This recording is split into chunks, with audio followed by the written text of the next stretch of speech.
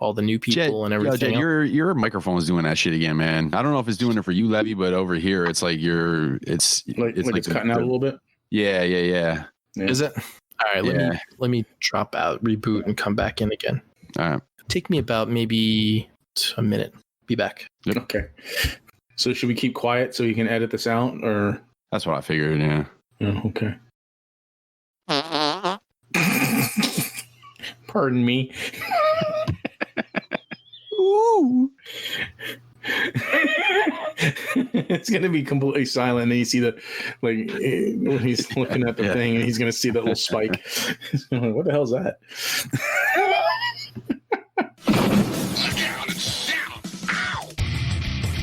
Welcome. You are now tuned into the official podcast of the Daywalker. The Daywalker. Yeah. It's all the powers of the nerd, but yeah. Starring Jed Vargo. Shut up, Wesley. What's wrong with you, Jed? These people don't care who you are. He's a fucking clown. I understand. Nailed it. Well, because Transformers are fucking cool. Levy Curry. My body is a temple. It's time I started treating it that way. I actually really like that game a lot. Reports of my veganism are highly exaggerated. Because all she sees is superhero dick. And your host, Mike Kincaid. I can be a little bit of a hothead. That's a good cop, bad cop right there. Come on, man. What are we doing? What are we doing here? I think we're badass, dude. So it's time to put on your big boy pants. Like a child. Yeah, you're like a little kid, man. That's what you really sounded like. Yes. Fasten your seatbelts and get ready. It's time for the Blackout and Shout podcast. You could start, though. You could start. You're hosting. Or Levy's hosting. No, I'm not. Not it. You're supposed to take turns. What? Yeah, Levy. I would hate to see the totals, man. What? I feel like it's like around 48 to 45 to 3. Yeah, but I thought that's what we agreed upon. Yeah, I don't remember seeing that. Well, that's the agreement now. Oh, is it? Where are we? Are we at what, 95, Jed? We are on episode 95 of the famous and infamous Blackout and Shout show. Welcome, everybody. How are y'all doing? I'm doing fine, Mike. How are you doing? I'm doing all right. All right. Levy? I'm doing okay. Just okay. Well, yeah, I guess. Way to start out the show with all this enthusiasm. Let's go. Energy. Yeah. ENERGY. Energy. Move it. Maybe I was a little wrong with the coffee thing. Maybe it was more like 5 minutes than 15, I guess. Yeah. Good to last drop. So how are you doing, Mike? I'm doing all right. And Levy, I was going to save this and I was going to bring it up during weird news, but I felt like it was something that wasn't really weird news. It had more of a personal kind of bearing on the members of the show. I know that you're not much of a sports fan, and even when you are a sports fan, it's mainly football. You're a Vikings fan, and I know that you don't necessarily pay attention to the NBA probably at all. So I will keep this short and sweet and to the point, and just give you the proper details that you're going to need. But in 2008, the Boston Celtics were the champions that year of the NBA. What year? 2008. So they had a player named Paul Pierce. Are you familiar with Paul Pierce at all? No. All right. Should I be? Paul Pierce was a pretty good player. He was a very good player, actually. And so in game 1 of the 2008 NBA Finals, Paul Pierce had to leave the game with an injury, middle of the game, and he went down and he was in agony. It appeared as we were watching it live, so much so that they had to bring out a wheelchair and cart him off the court. And they were talking about how, not only might it be a season-ending injury, but it might require some sort of surgery or be have a long-term effect on his career. He was in so much pain he couldn't even stand. So they carted him off on the wheelchair and they took him into the tunnel. And then less than 2 minutes of game time later, Pierce gleefully skipped. I'm reading this off a thing that I looked up. Pierce gleefully skipped back onto the court. He showed no symptoms of the injury or fear of risking further damage and scored 13 points in the game's final 18 minutes to lead the Celtics to victory and set the stage for the first and only championship win of his career. What makes this story hit home to the Blackout and Shout crew here and anybody listening is that 11 years later in 2019, Paul Pierce finally admitted that he shit his pants. I had a feeling that this is where it was going. So basically he didn't want to stand up in front of the crowd and the rest of the teams. So they brought a wheelchair out and they threw him in a wheelchair and he went back into the locker room and he cleaned his ass up and got a new pair of Celtics drawers on, I assume, and came out and helped them win the game.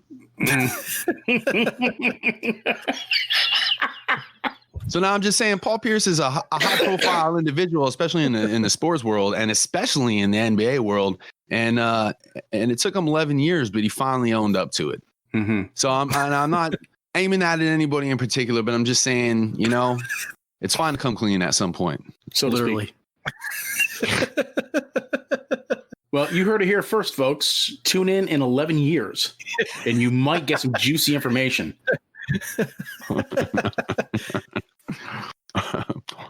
So let's see. That's let's see. There's what 26 episodes in a year. That would be 286 plus 95. So on episode 381. Yeah, but he's already been denying it for years, so it's kind of like that's already cut into already. Let's do it. Episode 350. We'll plan for that one. The big, big reveal. What big reveal? I mean, I'm not saying that there's gonna be. I'm just saying that there's potentially could be, somebody coming clean about something. In 11 years, you'll be shitting your pants while you're recording the podcast. That's it. Tune in in 11 years, and I will shit my pants on air. Hold on a second, guys. I gotta get my nurse to change my fucking diaper again. God damn it! Can we monetize that turd? So, sitting virtually across from me, ladies and gentlemen, Levy Curry. I've never shit my pants. Levy ever. Curry. Levy, As a child or an adult. or an infant. I hope I'm in the same nursing home as you, because I'm going to watch it happen on a daily fucking basis one day. But it'll be fine because I won't be able to remember it the next day. So you can shit your pants in front of me all over again for the first time. Wow. It'll be like one of those like Tom and Jerry cartoons. We'll have like robots changing our fucking, shitty fucking pants. We just throw you on the fucking gurney and flip you around, throw the fucking towel powder on you, and flip you right back to the wheelchair. What the fuck am I saying? You're only going to be like 50 something in 11 years. So hopefully you're not shitting your pants. I hope not. But, incontinence can strike at any age. This is true. Just Levy, do you have not right now. Levy, do you have any shout outs or plugs? And did you get anything in the last 2 weeks? Let's see here. Shout outs. I don't think I have any shout outs or plugs, but I did get a big box from BBTS. Bunch of Marvel Legends, Shang-Chi, Classic Vulture, the Monster Venom Deluxe repaint. I got those Astrobots spider drones. Does your Venom ab crunch click, or is it like no clicking? I don't know. I don't remember. I think it clicks. Why? Mine didn't. But my Build-A-Figure did. So. Oh, maybe it doesn't then. I don't know. I'll have to go look. I didn't really pay attention. I got that movie White Widow with all those extra accessories and the stand and the explosions and stuff. Let's see here.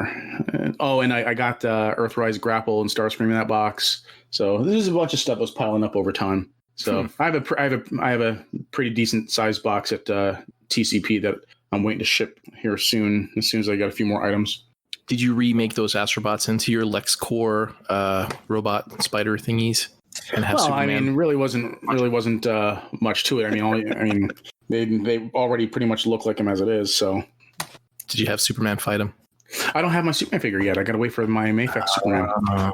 I mean, I have other Superman figures, but I mean, I really want to wait for that Mafex Superman because that's like the closest comic book adaptation. I'm really curious about those. What's the actual name for those Spider-Bot things? Astrobot droids or something? No, Tarantula and something else. Wasp and Tarantula, I think, are their names. Are they like as articulated as the They Astrobots? are very articulated. Cool. Yeah, they're very articulated. There's like a lot of modular parts that you can mess around with. They become backpacks for the Astrobots themselves. Oh, cool. And so like the spider legs become like arms, that can hold weapons, hold the weapons and stuff. But then the because like on the legs they have That sounds awesome. Yeah, it is pretty awesome. They have like pieces that come off the legs that form like either jetpacks or weapons and stuff or guns. And so when they are on their back, you can have them on the arms, or you can actually take them off, and then the handle flips out, and then you can use them as handguns for the Astrobots. So yeah, it's they're pretty cool. Awesome. So, yeah, I think that was about it. And there's probably a couple other Marvel Legends in there that I forgot, but Oh wait, did I? No, I got the Ragnarok Hulk. I talked about that last time, right? Yes. Okay, so I don't think I got anything else. Yeah, I don't think I got anything else. So that's it for me. Jed, sitting across from me, sitting to my virtual left, ladies and gentlemen, Jed Vargo. What's going on, Jed? How are you, man? Woohoo! Yay, Jed! Yay, Jed! Are you keeping your ass clean, Pablo? You wash your ass, honey? Who is this? You get this bastard, you. Yeah, I'm keeping my ass clean. So washing it every day. Do you have any shout outs, plugs, and did you get anything in the last couple of weeks? Do I do. Yes. So I didn't really get too much again. I've been kind of skimping out. But I did get the Marvel Legends Captain Marvel or Captain Marvel, the one and the only true real Captain Marvel. The non-MCU Captain Marvel, the Captain Marvel that everyone from the 70s and the 80s comics remember, which was he was the very first graphic novel for Marvel. But yeah, the Death of Captain Marvel was actually the very first graphic novel before they started doing graphicals and trade paperbacks and all that jazz. But yeah, he's awesome.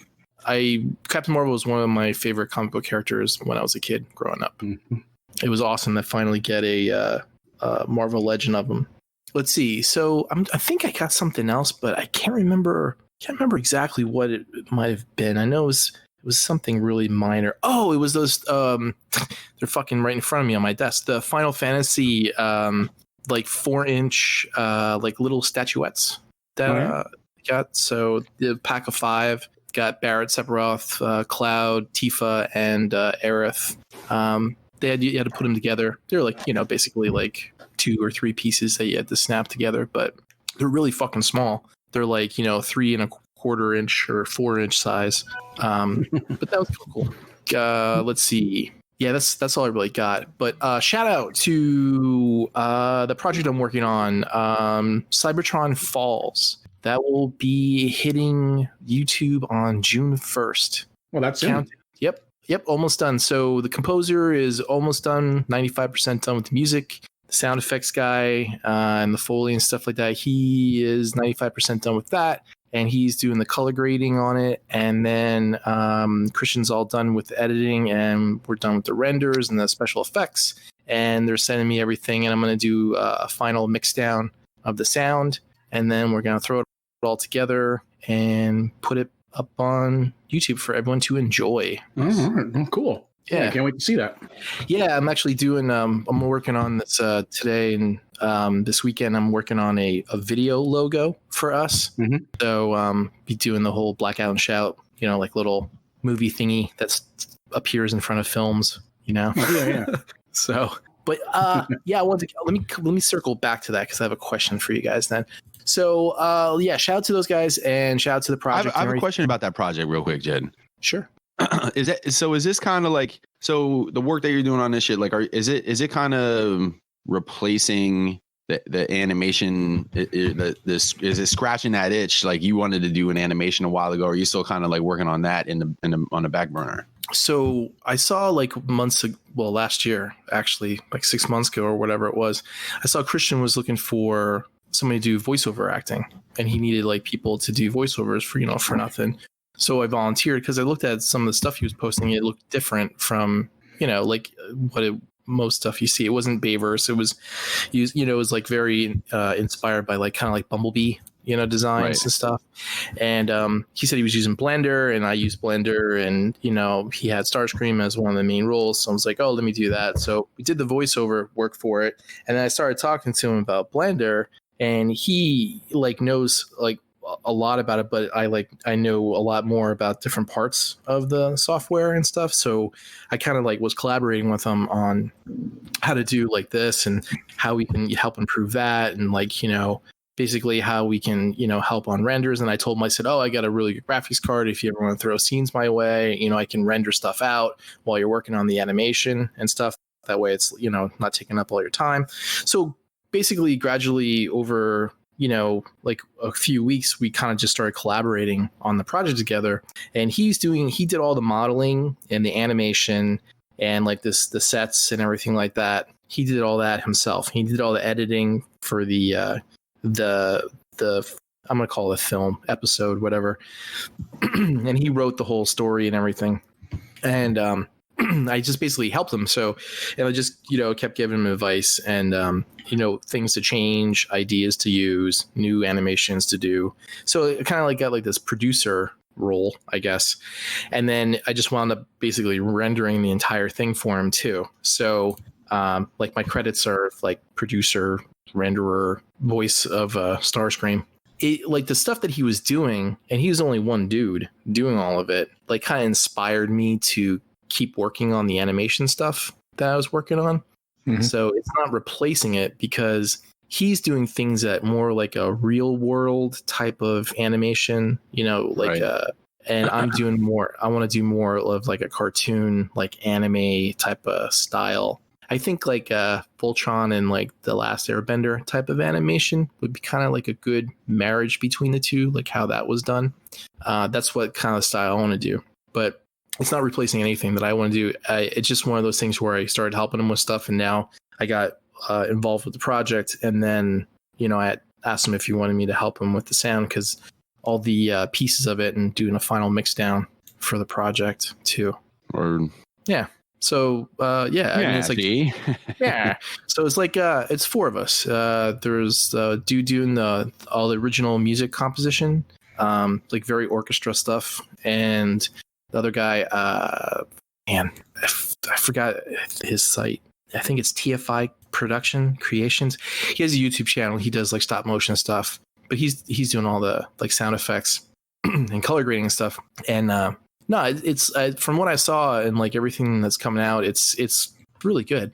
I mean, there's things, of course, I would have done differently because as a Mike, as an artist, you look at someone, what they do, and you're like, oh, I would have did this part here a little different, or I would have done this differently and stuff. But it's good. It's the idea is that the story is very like a grounded type of story. So it's kind of like a cross between Saving Private Ryan and Transformers.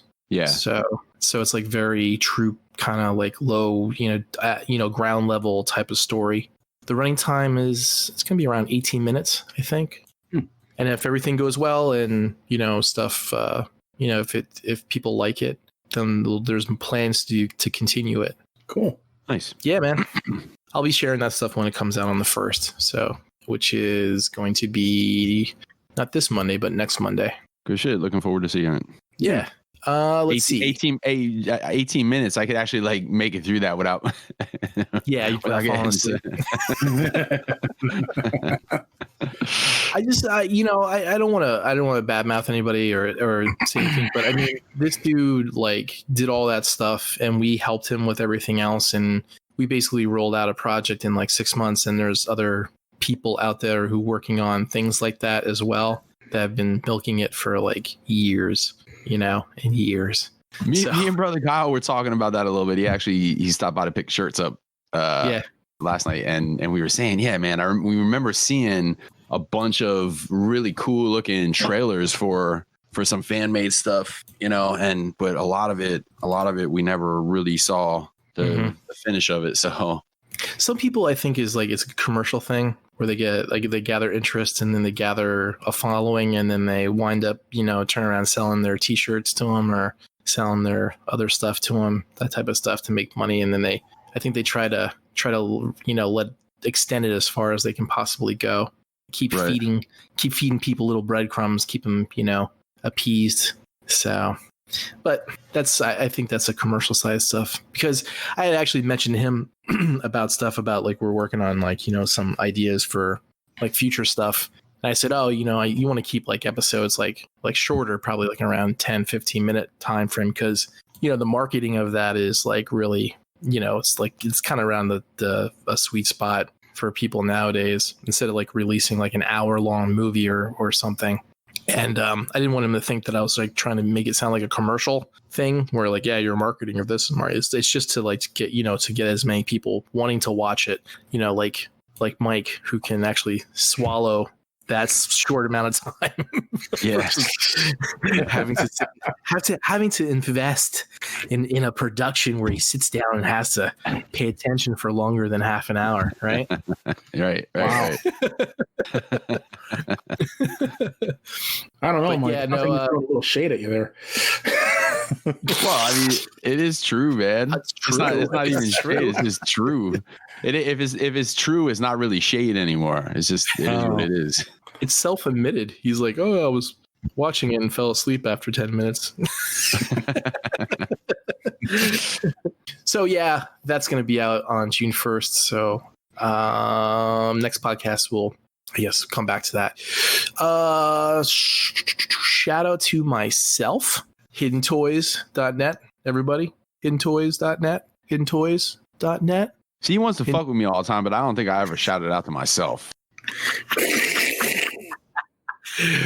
Selling prints of art on my site, hiddentoys.net. What's that site again, Levy? hiddentoys.net. If you don't I'm not sure. It's hiddentoys.net. That's the site you want to go to if you want to kind of get any type of art. What's it called, Levy? Hiddentoys.net. That's right. Yeah. You got it right the first time, Levy. Good job. But Crazy Jed, his prices are insane. They are insane. It's only $10 a print. Remember those old Crazy Eddie commercials? Yes, I do. That guy was from New York, I think. Yeah, he's in. He's dead now, but I think he went to jail for scamming, for like stealing shit and reselling it. Yeah, actually, I think that's what it was. So yeah, hey, if you haven't checked out my site, check it out. But thank you to everybody who bought stuff off of there already, and more new stuff coming soon as I get done with the Cybertron Falls project. Shout out to Josh for doing a video review of the prints that I sent him. That was really nice of him, even though I bribed him. But I paid him off basically with art, so he did a free review. Well, that was nice. I did watch his video. It was good. Yeah, it was. So that's Sunstreaker and Sideswipe. Those were rendered, right? Mm-hmm. Yep. Okay. They look that one looks really good with them on the beach. Mm-hmm. So I really like that one. Maybe I'll pick one up from you and then not hang it. and then not hang it on the wall for fucking or maybe I will hang it on the wall. Levy, I hope you do hang it on the wall, Levy. Just wait. Yeah. Levy, just wait until this fucking state opens back up and I can come over your house, Levy. I was gonna say that sounded a bit threatening. Just you wait. Nothing ever good came after. Just you wait. Just you wait. Yeah, right. Yeah. Here's a free coupon for some pizza. Free coupon for Dragon Star Inc.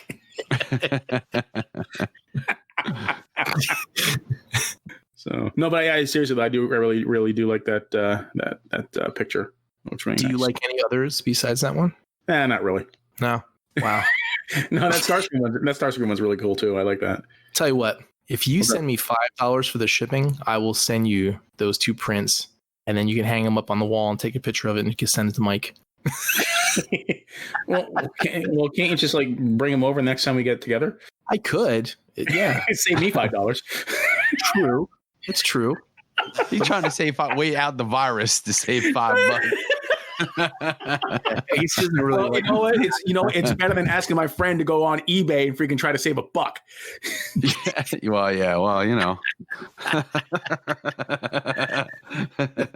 Yo, I was being thrifty. That was before all this craziness happened, man. I was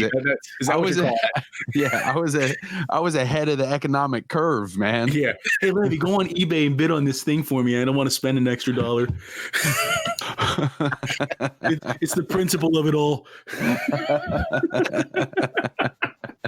That must have been during a time like when I didn't get laid for 2 days or some shit, man. So, fuck you, John Bailey. Maybe I'll send John some prints for free. See what he does with big FU on the back of him. Send him prints of your dick. I'll sign it. He just got the J and the E on there. There was no room for the D. I was gonna say twice, middle name and everything. Jed, Matthew, or just send him like a group shot of us and like have the Blackout and Shout logo like real big and prominent behind us, and we're all just giving him the finger, and he'd hang that up, I bet. And he's like, "Who the fuck are these guys? Why do they hate me so much?" I'll tell you what, Mike. Though nobody has asked me to sign their artwork yet, so. That's come convention time. Come convention time. Yeah, they'll be like, "Excuse me, sir, could you sign this for me?" Fucking. I'll be like, Mike Kincaid. Mikey's revenge is coming. Mikey's revenge is coming. You want Mike to sign it too? They're like, no, thank you. So, shout out to all the new listeners that we got. I don't know if you guys have been keeping track or not, but we got a whole bunch of new Facebook followers since the last podcast. I did see that. It's a lot last podcast when I made a call to arms against the Beast Wars Stasis Lock podcast. We actually had a lot of people respond, which was awesome. So, I think it was like almost 100 people, which is great. So in the past 2 weeks. What, on the Facebook page or on the Instagram page? Both, actually. Nice. Yeah. Not so much Twitter. Twitter's like it kind of comes and goes, but like Instagram and Facebook, yeah, there's been a lot. By the way, on that note, right now, Blackout and Shout has 1,180 likes, and Stasis Lock has, where is it at? 1,090 likes. So it looks like we are back in the #1 spot. Heavy, back in the #1 Beast Wars podcast spot. Yes, we are. Nice job, Jed. We had like about 100 or more, and then I was going to rub it in their face. Oh, well, I got, yeah. Well, I mean, that's good. I mean, it's close enough. Yeah. It's close enough. I suppose we should probably start talking about Beast Wars at some point, right? Jed, it's close enough. Kind of like how Beast Wars, I guess, are close enough to being Transformers. Yeah, it's close enough. They become robots. They do. They transform. But don't forget, Beast Wars is G1. Beast Wars is G1. It's just a future take on, G1 stuff. So, yes, Levy, probably around maybe next episode or after that, I'll start doing a Beast Wars news section. Oh, okay. You don't really have Mike's. I was just kidding. To both of your your ecstatic joy. I'll be like, now it's time for the Beast Wars news. I'm like, all right, let's move on. A cricket is Beast. Was there a cricket in Beast Wars by any chance? I'm sure there was. Let's see. Kickback was a grasshopper, so that doesn't count. That's close enough. Yeah, close enough. Yeah. But anyway, thanks to everybody from Instagram, Twitter, and Facebook for following our pages and tuning into the show. If you decide to tune in for the first time, if you stuck around this long, it doesn't get any better. So, didn't you mention also that we hit another milestone with the last episode?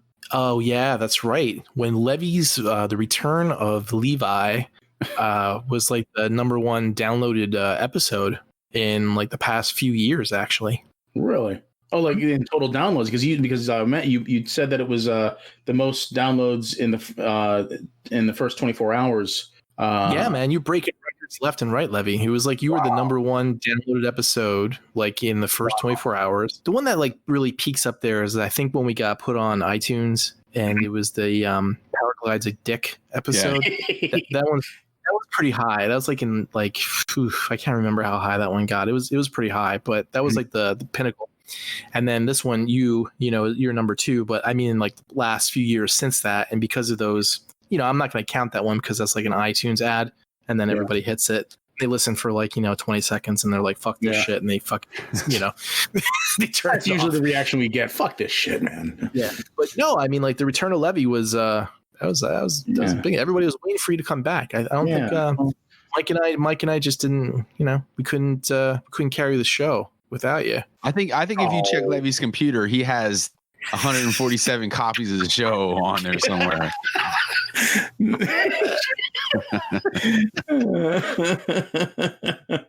I might. But no, to everyone that downloaded the last episode, thank you very much. So, and I'll watch the, like, you know, the weekly, you know, trends, like how you get like usually the first day is real high, then the second one's kind of real high, and then dips down for a few days and it bumps right back up again. Yeah. And then the next Monday that comes around, you know, we'll get a little bit more hits. And then usually what I do is I reshare the episode link, you know, a week after, just to, you know, get to the people that may have missed it the first week when we pushed it out. And I didn't have to do that this time because I think everybody downloaded it. So. I kind of feel like Sally Field when she accepted her Oscar, you know? No. It's like, you like me. You really like me. Yeah, I guess they do, Levy. So let's see, where was I? Cybertron Falls, HiddenToys.net, Captain Marvel, Fuck You, John Bailey, and that's all I got. Mike, how about you? How you doing, Mike? Got any shout outs and hauls? I got Iceman. Iceman What the hell was that? You okay? Something fell. I thought Mike fell out of his chair or something at first. Fucking cats. Oh, the cat. Yeah, knocked over something. There's a cup full of pens. All right. I'll pick that up later. Sorry. So, Mike, did you get anything? Did you get any shout outs? Or did you get anything? Yeah, I got Iceman and Sheridan. Both of which are pretty cool, except that Sheridan had a bum arm on him, man. And it wasn't something I could like tighten up and fix. So which one's Sheridan? Sheridan is the Warpath, the Fans Toys Warpath. Okay. But it was funny. Like, I hit up Brandon, and he actually pointed me in the direction of Fans Toys.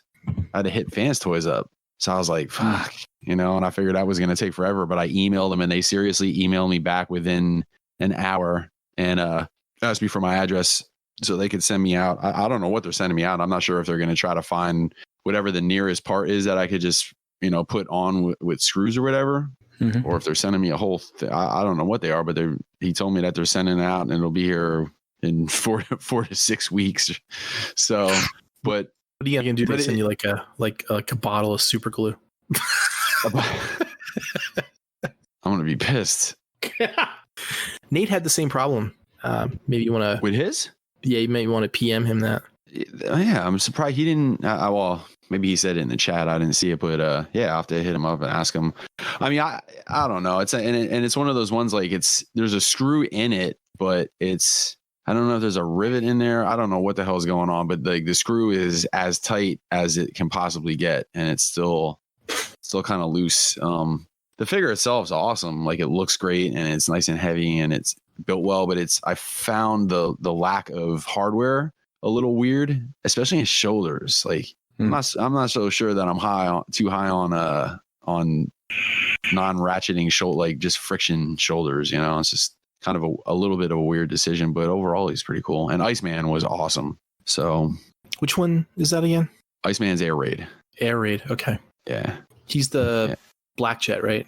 Black Jet with the white body. Yep. Okay. Well, mainly white. Any guesses on the last two? Slider. I'm kind of thinking Slider is going to be Joker. Cougar. Yeah, Wizard. Joker and Cougar. Speaking of Levy, Top Gun is on 4K now. That just got released. Oh, really? Mm-hmm. On what? Don't know.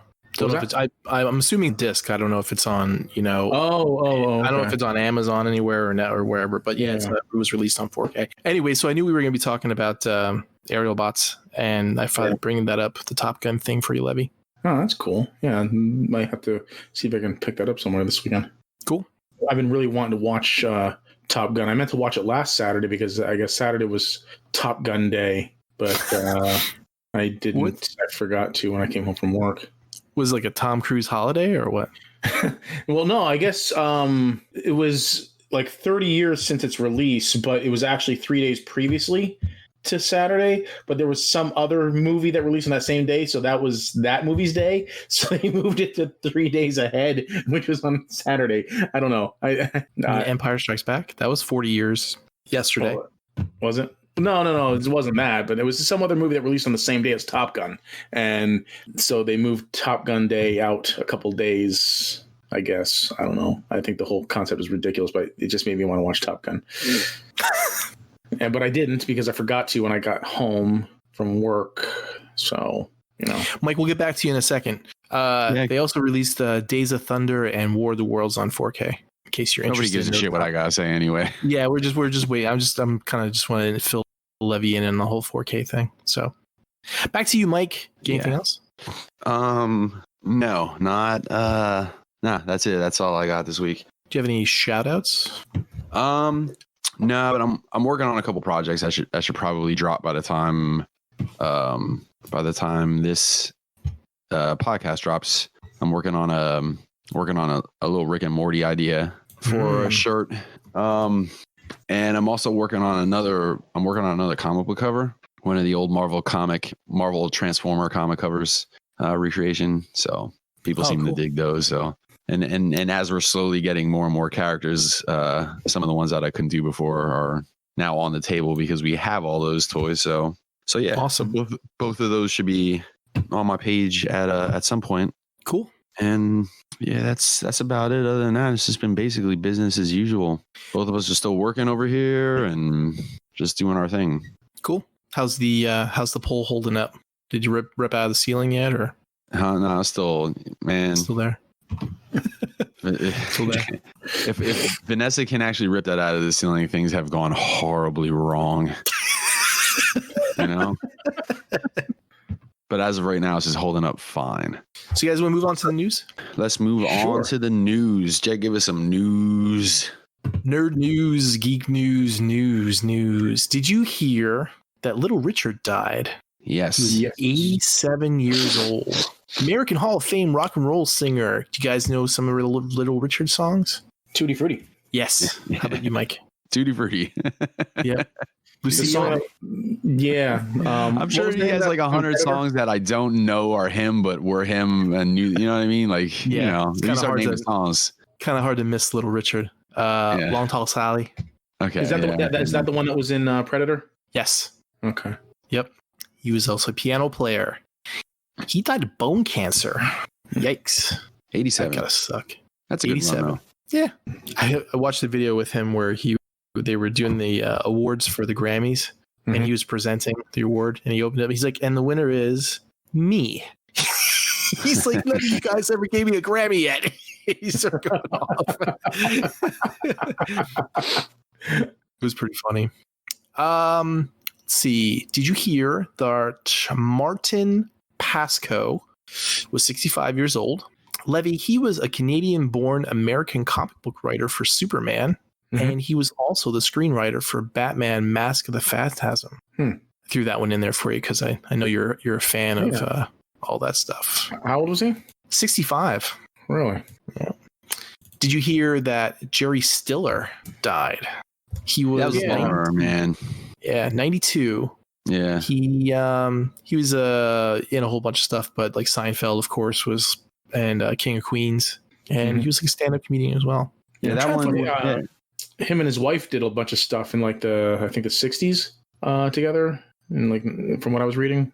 Yeah, they had a show. I think the two of them. Yeah, like, I think they were on like Ed Sullivan a lot. Yeah, that was back like when the whole George Burns and his wife was it Gracie or whatever. They had like a show and they would do skits and shit. Yeah, songs. I remember when Oh man, who the hell was Jessica Simpson married to? Mark. Nick Lachey. Oh, that's it. Nick Lachey. That's right. They tried to spin one of those shows back up again, and it failed miserably. Like the Nick and Jessica Variety Hour or something like that. Stay out of it, Nick Lachey. Wait, which girl are we talking about here? Jessica Simpson. Everything went downhill for her after Tony Romo, or actually during Tony Romo. You know? Yeah. Once you get that cowboy stank on you, it's all downhill from there, man. Yeah. The cowboy stank. Don't get that cowboy stank on you. Yeah. You know what's going to happen? She's going to continue to talk about her success that she had 25 years ago for the rest of her life. Do we have any listeners from Texas anymore? Or did I successfully get rid of all of them? Actually, you know what? I forgot. There was a shout out to man, I can't remember the dude's name. Fuck, I can't. But if he probably does not listening anyway. There was this guy that was actually I was surprised. I thought it was a scam at first. I was looking for this statue of the Highwind from Final Fantasy VII. That's the airship that Sid had. And Artifacts did one like years ago, and this guy messaged me. He says that he saw one in his local like comic book fantasy / like action figure store. Mm-hmm. And I was like, oh man, he's like, yeah, if you want it, he's like, I'll buy it, and then you give me the money, I'll buy it, and I'll ship it to you and stuff. I'm like, oh, cool. But unfortunately, they didn't want that much money for it. But after you took pictures of it, like a lot of the propellers and shit were broken on it. So, but he was from Houston, Texas, and he was a really nice guy. And I thought it was like some scam to try to get my money. But well, yeah, because Houston, Texas, that's where the Texans are. Yeah. Those are which is the only real team in Dallas. Yeah, that's the only real team in Texas. There's a reason why that guy was cool. Yeah. Yeah, just out of nowhere. He was like real friendly dude, real nice. I was like, oh, that's kind of cool. Thanks, man. Nah, I'm only fucking around, man. We know some people who are not, man. They're cool. Pennsylvania Dallas fans are the worst. Well, that's what I mean. Like the Dallas fans are actually cool. Yeah. Yeah. So keep listening to everyone from Texas. Mike didn't really mean you guys. He meant the people that live in Pennsylvania, and the people who are Dallas fans in Pennsylvania, go fuck off. Listen to Stasis Lock or something. Beat it. Go support the number 2 Beast Wars podcast. Weed and beasts and shit. And last but not least, Fred Willard died. He was 86 years old. He was an actor, a voice actor, and a comedian. He's well known for Best in Show, Modern Family. He did a whole bunch of shit, but he also voiced Swindle in Transformers Animated. Oh, yeah. Oh, is that so? I never knew that. Mm-hmm. He like normally, like you go on like IMDb and you look at people's like what productions they were in, like how many things it's like like 60 or 100. He was in 313 productions. Wow. Yeah, between TV shows and movies and everything. I know he did the live action portions of Wall-E. Yes. Yep. The CEO of By and Large. Yep, I have that listed down. He did tons of like voiceover for cartoons and like a whole bunch of like cameo appearances for things in here and there. But he was in How High. He was in one of my personal favorites. He's going to be in the Space Force with Steve Carell. So that'll be like his last production that he worked on. You probably didn't know his name, but you knew his face when you saw him because he was like everywhere. He was on that Saturday Night Live thing, like SCTV, right? That was like the competition back in the 70s. SCTV, yeah, I think so. Like Morton Short and like all those other guys. Yeah, I think he might. He was in Spinal Tap too. He was in a bunch of stuff. Yeah, I'm trying to remember him in Spinal Tap. Where was he was the military dude. He was like a colonel or something. I think when they were going on that tour, and man, I can't remember. It's been a while since I saw that movie. Oh yeah, you're right. There he is. Huh. And that's it for the people that died. A lot of other people died, but nothing really related to our fandom. Did I miss anybody? I don't think I missed anybody. The Cowboys' chances of winning the Super Bowl this year died already, long before the season started. So did our popularity in Texas. Let's move on to the trailers. Yes. Okay. Let's start with the Twilight Zone Season 2 trailer. Mike, you were asking about that, I think, like a couple weeks ago, weren't you? No, I wasn't. But Yes, he was. Yeah, somebody was. Maybe it was Levy. No, it wouldn't be Levy because when I saw that it was Season 2, and then I watched the trailer, I kind of vaguely remember you saying something about, because Jordan Peele, did he produce or direct or whatever the first season? Yeah, he does. He's doing the Rod Sterling thing, and he's I think he wrote maybe some of them too. I'm not sure. Yeah, I'm actually gonna have to go back and watch. I would watch the first season, but did you watch the first season? I did. You did, and was it like a? So this trailer looked like it was an ongoing story, right? There's it wasn't like not like the old Twilight Zones where it would just be one-off episode, like Black Mirror. No, it's a one-off. It's a what do they call that, Levy? Anthology. Anthology. Okay. It's each episode is a different story, but he's like the show, the Rod Sterling, presenter in the beginning of like everything, just like the classics were. But yeah, it just the way the trailer was set up, it just looked like it all kind of connected together, The very last episode of the first season was them breaking the fourth wall, and it was like him presenting the show, but then they like pulled the camera back and they showed the set, and they like made it like a story about them filming the Twilight Zone. So that's what you saw. It was Key and Peele, and he was going, "You've done fucked up now, Ron." But there's a lot of people. I'm gonna have to go back and watch that. I'm gonna have to go back and watch the first season. I liked it. It wasn't as good as Black Mirror, but it was good. There's a bunch of actors going to be in this season too. That I saw the dude from Westworld. Jimmy Simpson. Is that his name? Okay. Yeah. Joel McHale. He'll be in it. Yep. Marina Baccarin's in it. That was one I was going to mention. That woman never ages. No, she doesn't. Is that Vanessa? What she did on Firefly. Yep. Wait, what's her name? So gorgeous as ever. Marina Baccarin. Oh, okay. When you said Marina, I thought you were talking about the Deadpool girl. Yeah. Yeah. Oh, that's what you're talking about? Yeah.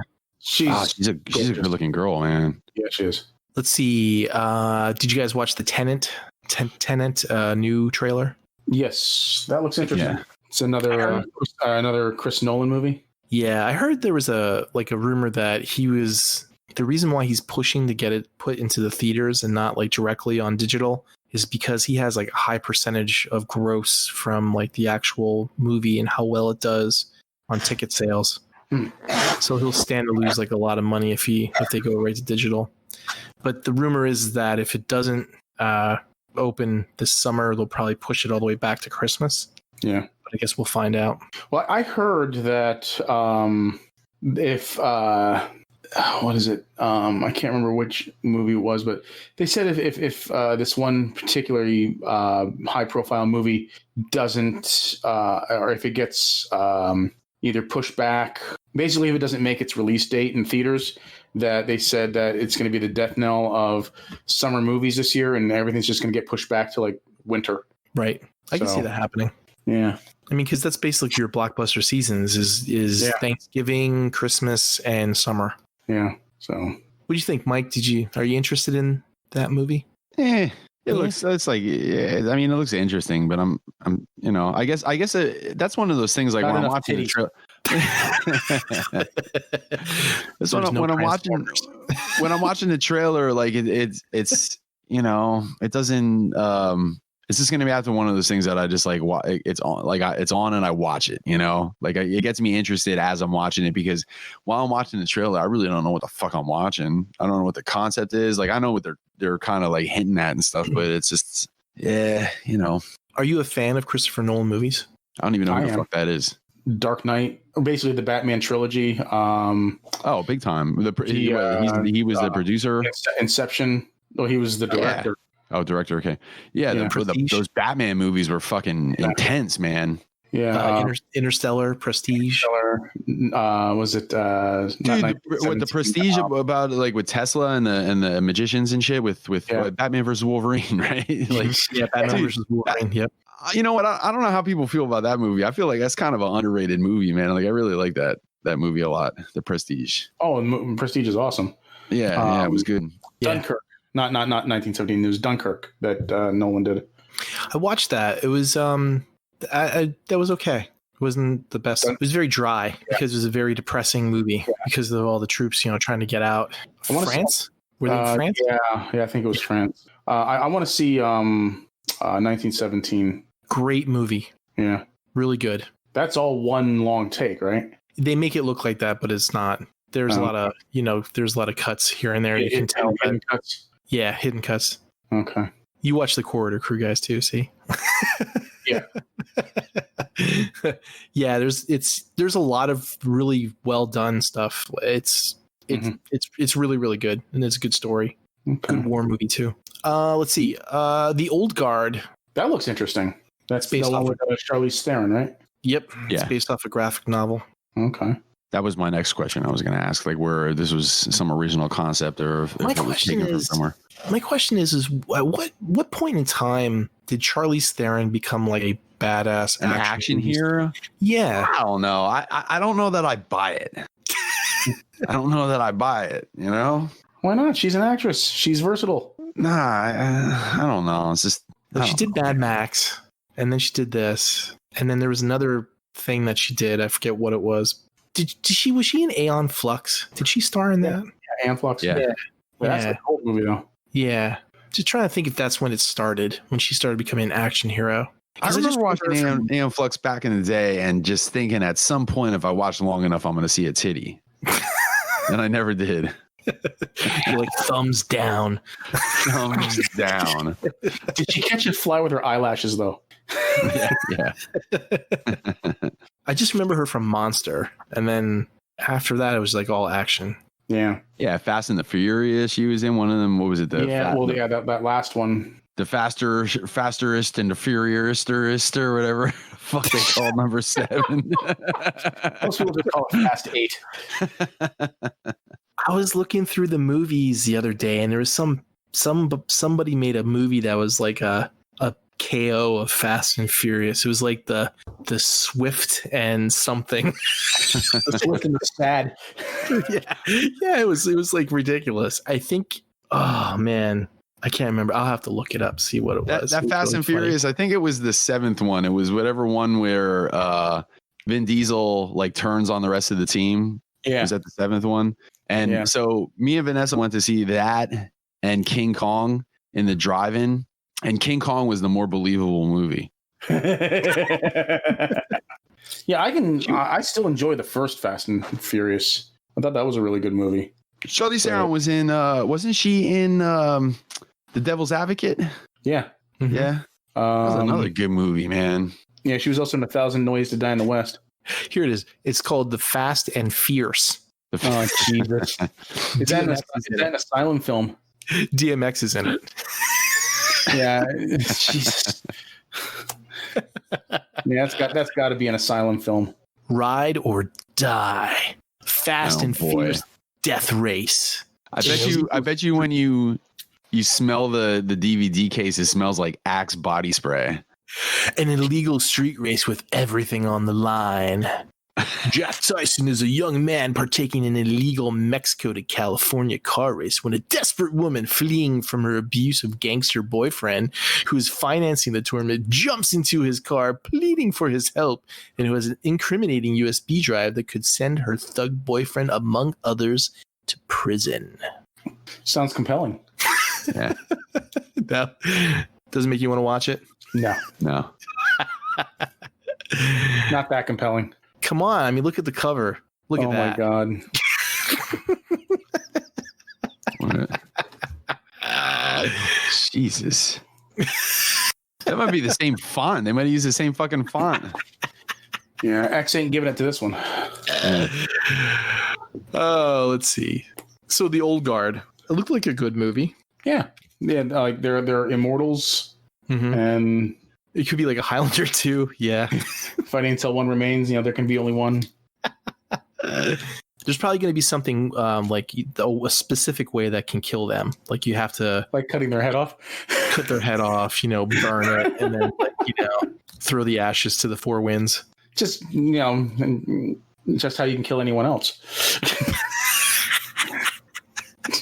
Cut their head off, burn it in ash. I saw that one Mortal Kombat 11 fatality for what's the chick's name with all the arms again? Shiva. She like picks up and smashes their head on the ground like 5 times, then stomps on it, and then pulls the spine out of the body like upside down. Yeah, and like she stands on the head, just pulls the body up, and like the spine comes out. Yeah, that one looked pretty rough. Yeah. Let's see. Mike, do you seem interested in that movie? What the one with Charlie? Oh yeah, yeah. That's not. It's gonna be on Netflix, so you can always just sit down and watch when you're bored. Yeah, yeah. I'll watch it. Fuck it. Fuck it. There's probably gonna be titties in it. Yeah, probably. Just not Charlize Theron's. Nah, well, I got bigger titties than she does. Yeah, you know what though? It's still titties. I'll see your titties. Moving right along. I won't turn them on. I love like, yeah, we give this movie 5 titties up. 5 nips up. Thank God people aren't here for information. Oh God, no. And last but not least, this one was specifically for Mike. The Inside Hollywood's Elite Dungeons and Dragons Club. Now, Mike, seeing all these celebrities and famous people playing Dungeons and Dragons, the beautiful people. Beautiful. Yeah. Does it change your mind at all about like, would you call the Big Show a nerd? The stigma of playing Dungeons and Dragons. Yeah. No, but I do have my opinions on this whole thing. It doesn't change my mind. Let's hear your opinion. But so on one hand, it is kind of like if you were a Dungeons and Dragons fan, it would definitely be cool because it's kind of like vindication, like for everybody that's a fucking Dungeons and Dragons nerd. Like, look at man, the fucking werewolf is playing, and all them other people or whatever famous people are playing and shit. I think I saw Tom Morello in there. Did I see him in there, or was I like dreaming that shit? So it was Tom Morello. Yeah, Tom Morello is actually the guy who brought in the Game of Thrones guy. Yeah. So, okay, well, I have a little bit of a beef with Tom Morello because he plays his guitar up by his tits, and I really just fucking can't get past that. Really? Yeah. I do that too. I play it up high. Do you play it up high like that? Mm-hmm. Oh, man. I saw jazz players play their guitars up high like that, and I was at a club, and I asked the one dude, like, why did they? He said he can get more reach, around with his wrists when he plays it up high. Oh, absolutely. Like when I'm playing playing in the studio and playing live is 2 different things. Like when I'm in the studio, I'll play it a little bit higher because it absolutely makes it easier to play. But when I'm playing live, get me all the way down to the bottom of the strap. like if I had my dick out, I want it hanging over the top of the guitar. Yeah, I can't do that and play. It's like I have to curl my wrist all the way up and around, and that would be so uncomfortable to do. Well, some of the shit you don't have to do that, and when I really have to do that, I'll just put it up. I'll pick it up myself, like just one, you know what I mean, pull it up on one end. But anyways, that's beside the point. But okay, so my opinions on this whole thing, like it's cool. It's like all the nerds that play D&D are like vindicated and all that kind of shit. But at the same time, it's kind of like I'd be like, how the Marvel and DC like comic book movies have gotten so fucking awesome that it's made being into comic book characters and all that kind of shit socially acceptable. So all these days, all the cool people are into fucking Marvel and DC and these comic book movies. Meanwhile, all of us that fucking got made fun of when we were kids because we shouldn't have been, like, it was a nerdy thing to do. We've been into that shit for fucking years, and it's like, fuck you, trendy assholes. You know what I mean? So let's say this whole thing is like, oh, now the movie stars and musicians and everybody's playing D&D, and then you got this bunch of fucking fraud ass like New England Patriot types that are like, yeah, Dungeons and Dragons is cool now, man. I'm gonna play Dungeons and Dragons. Meanwhile, everybody that was actually into Dungeons and Dragons that got fucking, that got goofed on and made fun of and shit because it was a nerdy thing to do is like, you know what I mean? It would be a little annoying to me as an OG. If I was an OG D&D fan, it would be annoying to me. Well, to be fair, Joe Manganiello is an OG D&D fan. So is Vin Diesel. I think the words you're looking for, Mike, is like sell out, beat up, and vindicated. Because if you were like a D&D nerd, you know, back in the day, all the popular kids or the jocks or whatever would beat the shit out of you because you were a fucking nerd. It's just like you was a nerd for anything. If you like Star Trek, if you liked reading, if you like comic books. And now, you know, it's popular, so it's socially acceptable to be okay with that. And you're not going to get beat up and you're not going to get fucking made fun of because you like those things. So now you're like, oh man, I was doing that shit back when it wasn't popular and cool. And all these people are fucking, you know, they're sellouts. They're all jumping on the bandwagon. Right. Mm-hmm. Right. But on the flip side of that, there are people today who are true fans and they don't have to go through the stigma that we did growing up. Right. You know? That's good. So that's what I said. That was my first point, Levy. That's what I said before. Like it was cool that it kind of vindicates everybody. Oh, okay, yeah. But you know, like, well, I was gonna say, like, you know, to quote or to paraphrase Chris Hardwick, we bled and suffered so they could be free. Yes, yes, we did. We were the trailblazers. We were the trailblazers of not getting pussy. Now everybody out there can also not get pussy because we got not pussy first. We were the ones that died of dysentery on the Oregon Trail. Yeah, you know what? I actually got a funny little thing for you, Levy. This is gonna crack you up. I was chatting with Doors, and he brought it up, and he's like, you know, he said he went and he listened to his clip again where he did like the British guy intro of Blackout and Shout. And his one line, if you remember, when he was doing his imitation of me as a British guy, was like, "You got a better chance of catching the coronavirus before you get any bloody pussy in this D&D group." And I was like, "Fucking A, he was right." Think of it this way, Mike. These people that are like in this video and stuff those are like the daywalkers. Those are the people that, you know, look at Joe Manganiello. He, you know, he's an actor. He's like, you know, ripped and, you know, he gets pussy and he plays Dungeons and Dragons. You know, he's like, those are like, you know, daywalkers. It's okay. Well, no, I'm not even making fun of those guys. Like, that's why. No. See, that just goes to show you that nobody gives a rat's ass what I'm talking about because nobody listened to anything I said. Like, I wasn't even making fun. I was just saying, you know, there was two ways to look at it. And my first point was that, since all these famous people are playing it, it does kind of open the door for like, for you know, when people are getting goofed on for playing it or whatever, especially when you're younger, you know, it's like, well, fuck you, man. The werewolf from True Blood playing it. Fucking Vin Diesel, you know, like, fuck you guys, man. I wish we would have had some people back then like that for us, for our generation, when we were comic book fans, long before it was cool to be a comic book fan. Yeah, that wasn't going to happen in the middle of the satanic panic. Right? No. Mine actually came in the form of a there was a dude that went to my high school. He was a couple years older than me. His name was Mark Donardo, and he like, everybody was making fun of me for reading comic books, and Mark was like one of the cool kids and shit like that. But he had like long hair and fucking he wore crazy, like, we went to Catholic school, so we all wore the same uniforms, but he always wore these crazy ass shoes and shit like that. And he was definitely like a march to the beat of a different drummer type of dude. And he actually turned me on to Teenage Mutant Ninja Turtles, and he worked at a comic book store, and it was like, oh, look at one of the fucking cool kids is in comic books. And it kind of like almost made it okay for me because I looked up to that cat because he was a couple of years older and obviously way cooler than I was. So it at least was like, it was something, you know, but there wasn't a whole lot of famous people coming out and going, hey, you got the latest issue of X-Men. I had a friend whose mom bought into the whole satanic panic. Thought Dragons was of the devil. Yeah, and that friend was me. My mom used to be like that, Levy. I don't know if you was. Well, I didn't know you when I was in high school or in middle school or whatever, but no, my one friend, like, when we would play, he would have to hide it from his. He would have to hide the fact that he was playing from his mom, and it would, you know, when she would ask what he's, you know, she would call and ask what he's doing, and he's like, oh no, we're just hanging out, blah blah blah. You know, wouldn't tell her that he was playing Dungeons and Dragons because she'd flip the fuck out, think he was selling his soul or some shit. Going down into the sewers with swords. Yeah.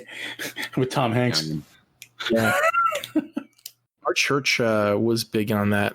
they would include that when I was a kid about how Dungeons and Dragons was one of the listing of like one of the things that was like evil to keep away from your children and stuff, along with I know they listed Nintendo in there as well, and something else. So any Atari, any other video games, Dungeons and Dragons, all that stuff was like evil. They didn't say comic books, because if they would have did that, I would have fucking stood up and burned the fucking place down. But yeah, there were a few times I actually almost wanted to stand up and fucking yell, "No, you're wrong!" But my parents would look at me because I was sitting there all fucking pissed off. I once got in an argument with a priest in the middle of a sermon. Ooh. And it wasn't even my church. I was a guest. He just came to this fucking fuck shit up. No, like my best friend when I was a kid, when I was like 5 years old.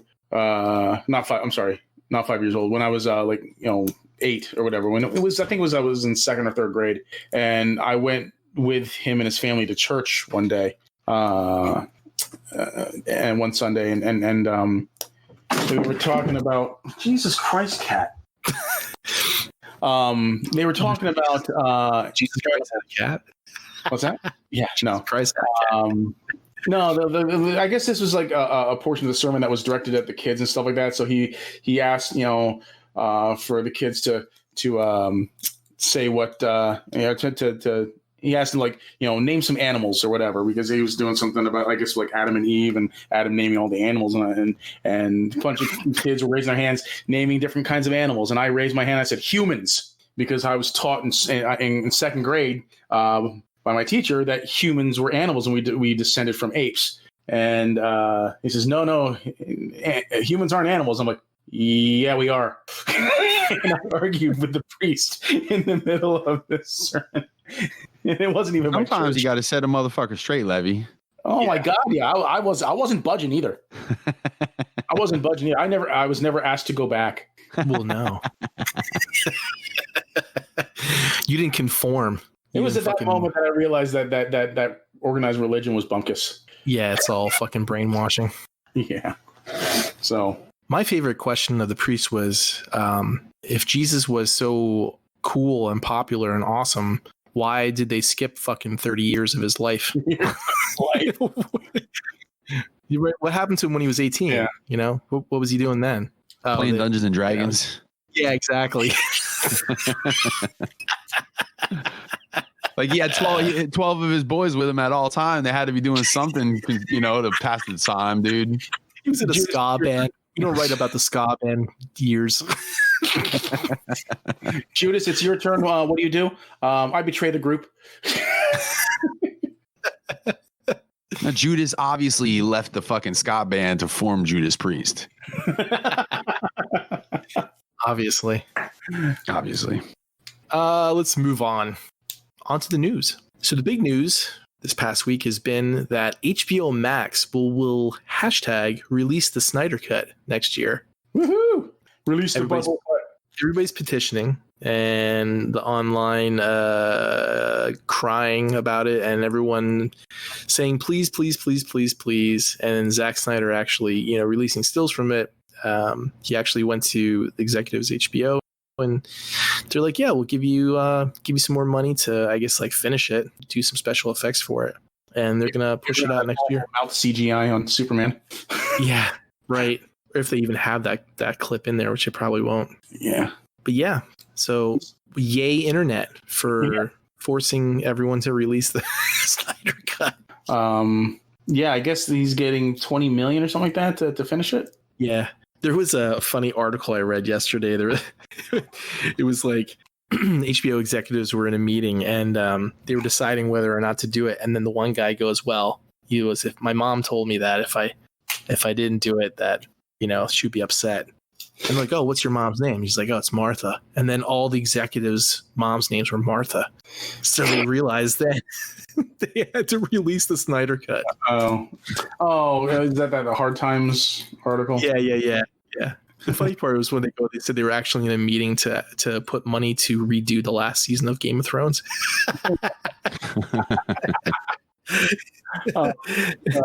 thing I saw today where they're saying that fans are burning and otherwise breaking their Justice League theatrical Blu-rays in preparation for the Snyder Cut. Ridiculous. It's like, what are you doing? They already have your money.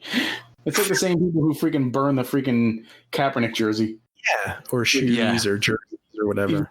Yeah, the Nike shoes. It's like, you already gave them your money. You're just burning your property. That's like Homer Simpson burning his fucking diploma and then saying, "I am so smart." SMRT. I mean SMART. And then dancing as his house burns down. A bunch of fucking idiots. Yes, I agree. But like I said, this is paving the way for the butthole cut. Mark my words, you will see Taylor Swift's butthole here soon enough. People started petitioning the I guess the Suicide Squad. I forget who directed that. The first one, I don't remember. Yeah, they were like, release the whatever's cut. Whoever the director. No, it was right, exactly. And then they responded. They responded. The movie studio responded. And they said one at a time. Yeah. They should have responded with that freaking Bugs Bunny going, no. That's one of my favorites, by the way.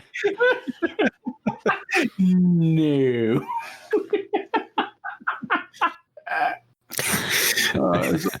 So in other DC news, Ruby Rose left the first season left Batwoman after the first season was over. Yeah.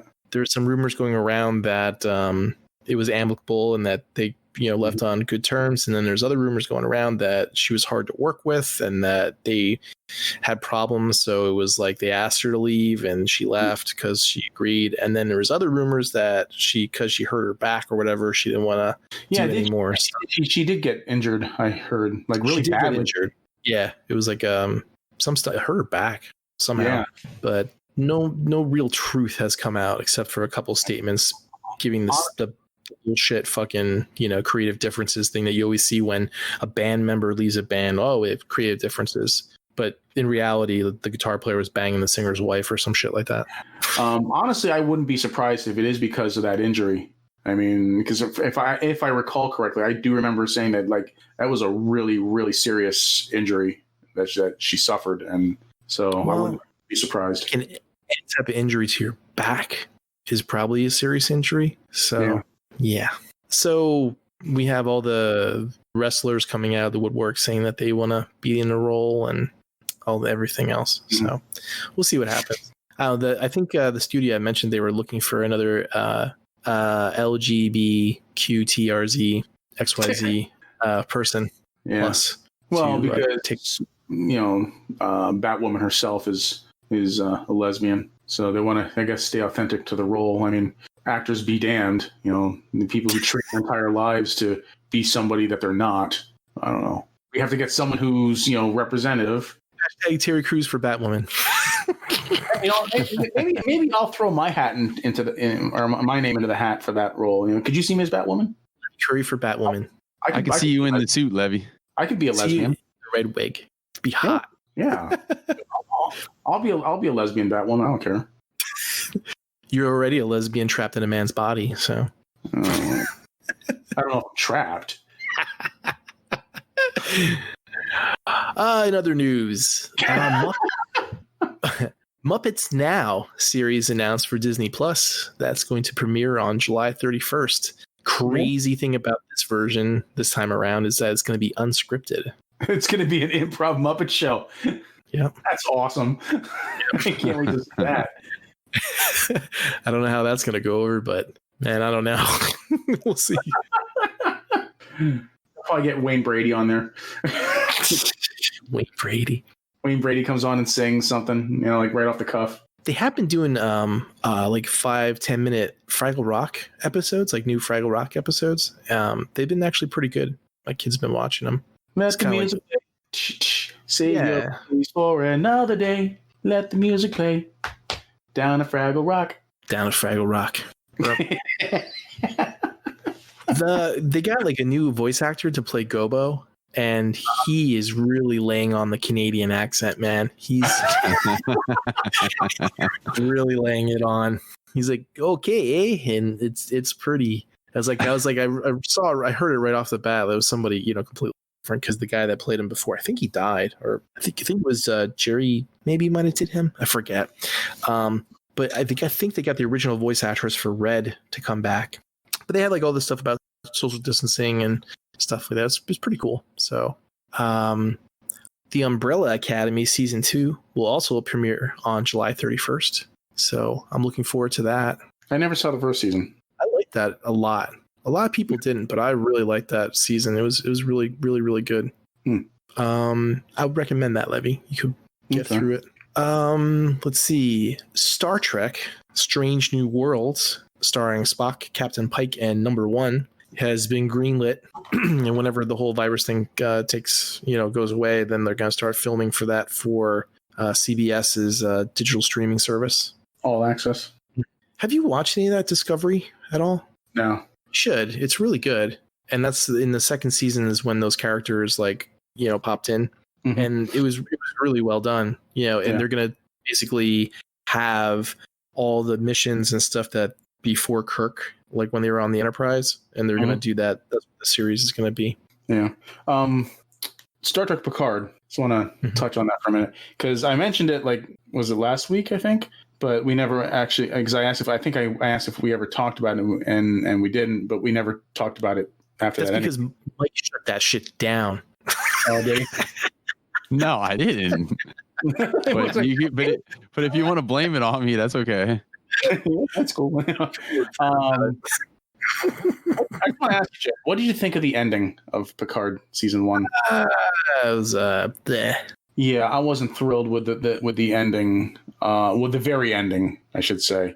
I wasn't thrilled with last 3 episodes or something like that. I thought there was going to be, it was really good, like a build up and everything, and then just kind of got shitty. Yeah, the payoff wasn't very good. No, I just didn't like how, when he was in that simulation talking to Data, right? And, Data said that, he wanted him to shut down the simulation because, he said a thing is not beautiful because it lasts. Or no, I'm sorry, that was Vision who said that, isn't it? But basically he said the same thing. He said, potato, Android. Yeah, but no, he basically said something to that same effect, where something isn't beautiful because it lasts, or because it because it lasts or whatever, it's finite and whatnot and fleeting. So he said, he wanted to have an ending to his existence, to be mortal, and that would bring him closer to humanity, right? Mm-hmm. And so they're basically trying to say that, make the most of what you have in the moment, because, you're not going to be around forever, and things don't last forever and all that. Right. So what do they do? Picard had died. What do? They build him a new body and bring him back. Mm-hmm. Totally just nullifying the entire lesson that they just tried to impart literally 30 seconds earlier. Yeah, they basically did the same thing for him for Professor X. They downloaded his brain into a new body, and off he goes. It's like, what are you doing? You had a really great message there, and you completely ruined it 30 seconds later. It's like, what the fuck? Yeah, it was. Yeah. Well, here, let's make sure we make the new fucking robot nice and old looking, so it looks just like you. So there's no fucking weird way to explain how you're 30 years younger or something. It's fucking stupid. So, I'll still tune into the second season. Also, I hear they're going to be bringing back Geordi and stuff in the second season. And we're sheep. We'll just keep watching it. Absolutely. I mean, all you have to do is just throw Patrick Stewart in there, and I'm sold. Yeah, it could unless it's Excalibur. Right? No, it could be just like Star Trek, Picard taking a shit. And that's like the name of the series, and he'll just be sitting there on a toilet, and we'll watch it. Patrick, Picard taking a shit on Star Trek would be like, number 2, make it so. It was like, it'd be like, did you ever see that show that he had on Showtime called is it Arthur Blunt? I can't remember. It was the one where he was like that aging actor or whatever. You know what I'm talking about? No. No, it was really funny. But there was a scene where he was in the bath in a public restroom, like maybe in a gas station or something like that, and he had to take a shit, and he went to go to the bathroom, but then there was no toilet paper, and he's like, no. Captain's log.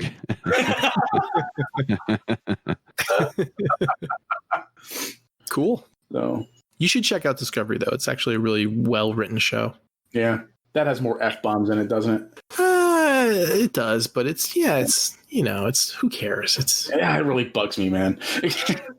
They're just really good characters, and it's a really good story. And I don't know. F-bombs out of my trick. Yeah. Yeah, the chick from Walking Dead plays a really great part. Yeah. It's like Yeah. Actually, I like her. daughter of Sarek. So she's kind of Vulcan, but she's still human. It's good. It's well done. How did Sarek have? Never mind.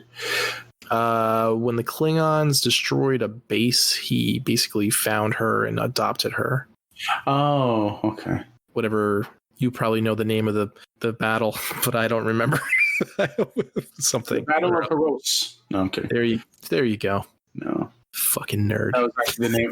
That was actually the name of the painting that Data gave to Worf on his birthday in the episode of Rebels. See what I'm saying? I don't know. Yeah. Yeah. I enjoy science fiction, just not, like there's these guys. Okay, so back to sports, right? Listen. There's these baseball fans, right? And I get it. I get you collect baseball cards. I get it. I understand that you're a fan of the sport. But man, when they can rattle off like somebody's stats from like 40 years ago because it's on the back of a card, they memorize that shit. That's like, what's the name of the fucking Romulan Klingon battle on fucking whatever in this fucking episode and that thing. I'm like, it's just a fucking baseball card nerd then at that point. Right. A stat nerd. That's a number nerd. I think you're referring to the Daradex class Warbird.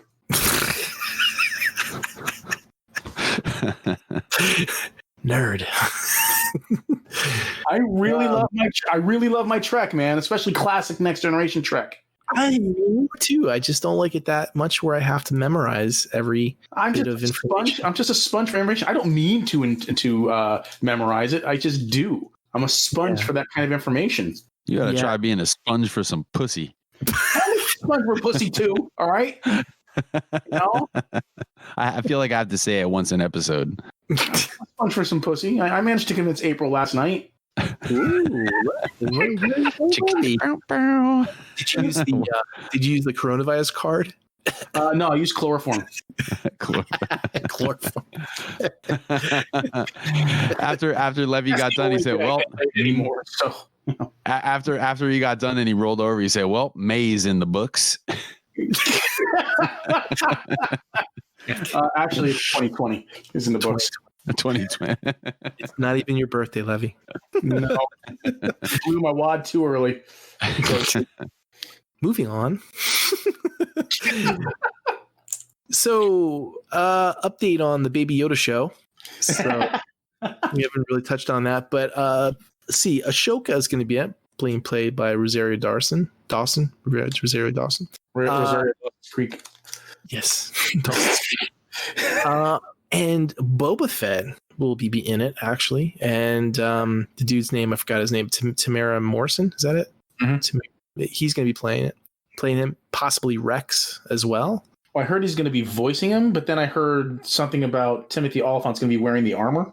That's a rumor, right? Yeah, so Timothy Olyphant is also going to be in it. So the rumor is that he bought the armor off of some Jawas, and he's like a peacekeeper of a town, and he's wearing it as like a sheriff type of thing. And I guess the real Boba Fett will be coming around to find the armor and take it back. Oh, okay. Yeah, so he's in it. I don't know if you guys know who Timothy Olyphant is. He's from Justified. I know that stuff. Michael Biehn is also in it. We reported that a couple of weeks ago. And Katie Sackhoff from Battlestar Galactica will also be in season 2. Yeah. So I want to kind of run down all the lists of updates since we haven't really talked about the Baby Yoda show since last week. Mike, shut that shit down. Yeah.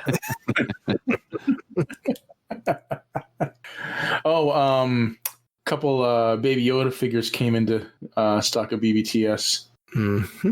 And they're in my stash. I got the Black Series Baby Yoda, and I got the Hasbro plush talking Baby Yoda. So, Levy, you're part of the problem. they're for April. They're not for me. She's part of the problem. Yeah, right. I'm just waiting for my life-size Sideshow Collectibles Baby Yoda statue to come in. Mike, did you keep eyes on Brother Kyle the whole time he was there? Keep eyes on him the whole time? Did you happen to walk out of the room at all when he was there, or go to the bathroom? I never let him in the house. Oh, you never let him in the house. Okay. I was hoping that he might plant a few babies.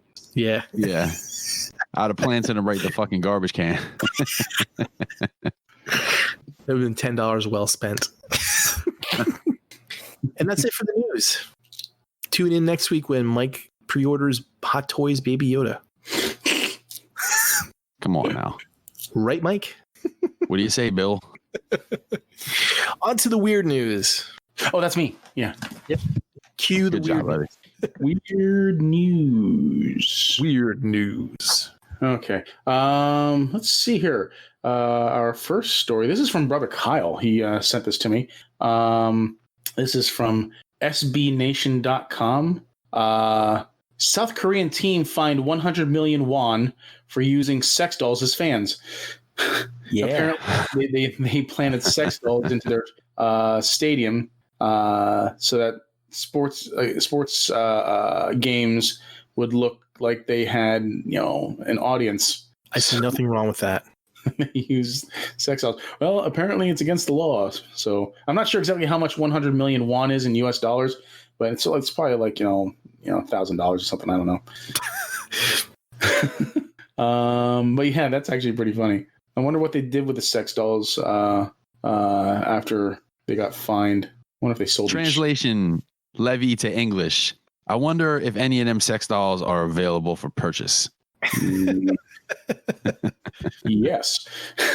I'll buy a couple.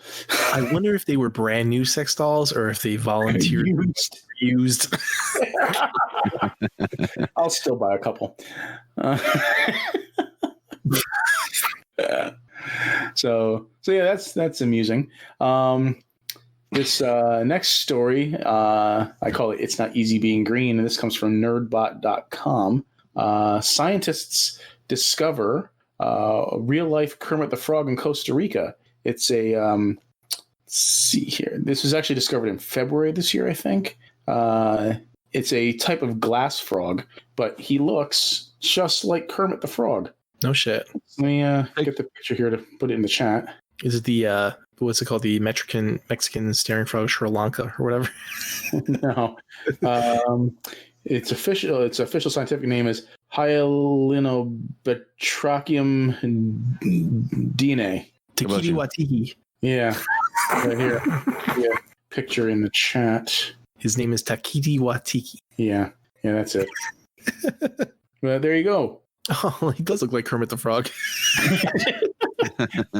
He's like, cool. Somebody should put a cup of tea in his hand.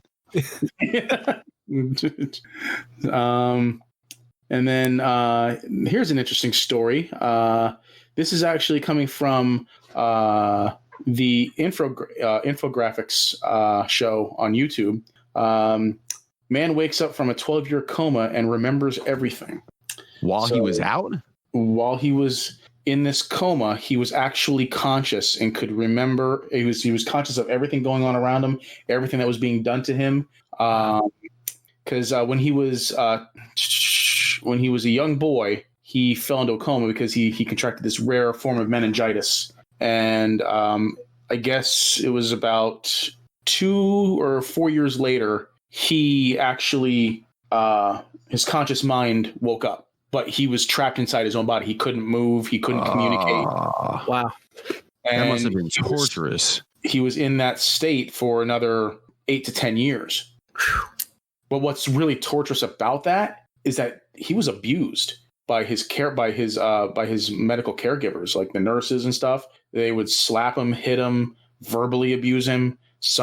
He was sexually abused. Wow. but then I guess eventually there was let me go back. It's like the reason they abused him was because like they really didn't see him as a person, you know. Right. He was just a vegetable. He was in a persistent vegetative state, or so they thought. And he, so they just didn't see him as a person. And so, like, even though he was in a vegetative state, his body functions still happened. So, like, sometimes when he would vomit, they would get mad and they would hit him or whatever, or say mean things and just awful things to him. And like I said, sometimes he was sexually abused or whatever. And yeah, he remembered it all. But eventually, a nurse came to take care of him who actually saw him as a person and really, worked with him in his vegetative state and became convinced that he was conscious. And so, she told his parents this. And so they got to work on trying to bring him out of it, and eventually he did. And he woke up and had to relearn everything. He had to relearn how to talk, how to walk, or not how to walk, but how to move rather, because he's confined to a wheelchair now. But he doesn't have any brain damage. He's as far as like his brain function goes, he's normal. Because usually when somebody wakes up from a coma, they have especially as long as he's been in one, like they have severe brain damage and severe mental handicaps. And but he's like completely normal. So like when he woke up and he finally got back into the swing of things and everything, he met a woman, got married. He recently, I guess, wrote a book about his experience. Wow. And everything. So yeah, he was out for a total of how many years, and how many of it was he conscious for again? 12 years, and it was I believe it was 8 to 10 years that he was conscious. Oh my god, dude! I keep hearing the fucking Metallica 1 song playing. Yeah, dude.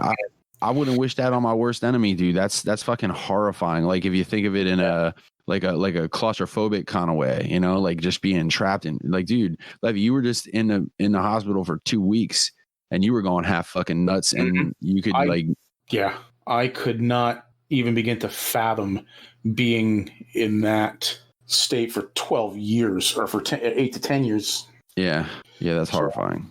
But yeah, that was from the infographic show. That's actually something that I watched a lot of while I was in the hospital. Did you guys hear those stories about how people would get anesthesia and then they would be awake for the operation?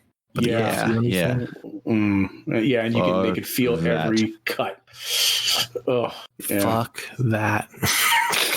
And they say it happens more often than you think. I hope that the dude, not that it's found out, but I hope the guy that found out like all the people that abused him and like fucking filed police reports against those fucks. So. I hope so, because that's just awful. 10 years of abuse, man. Fuck that. Not being able to do anything about it, not be able to react to it, not being able to tell anyone. Yeah. Can you imagine? You'd have to like escape into your own mind. Oh yeah. Well, that's exactly what he did. He said he would pass the time by watching the shadows crawl across the floor from the sun. God. Fuck yeah. No. Yeah, he said he had to find ways to just like escape into his own mind and just keep himself occupied. So they said that his father, like, first off, what his father had to go through was just awful, because like he would have to wake up every 2 hours in the night to turn his son over to prevent bed sores, right? Right. And every day he would have to wake up like so many hours before he'd have to go to work to get his son packed up and to go to the daycare, right? And this is like he would have to do this every day and like every 2 hours at night. So he would never get like a good night's sleep, because every 2 hours he had to get up. And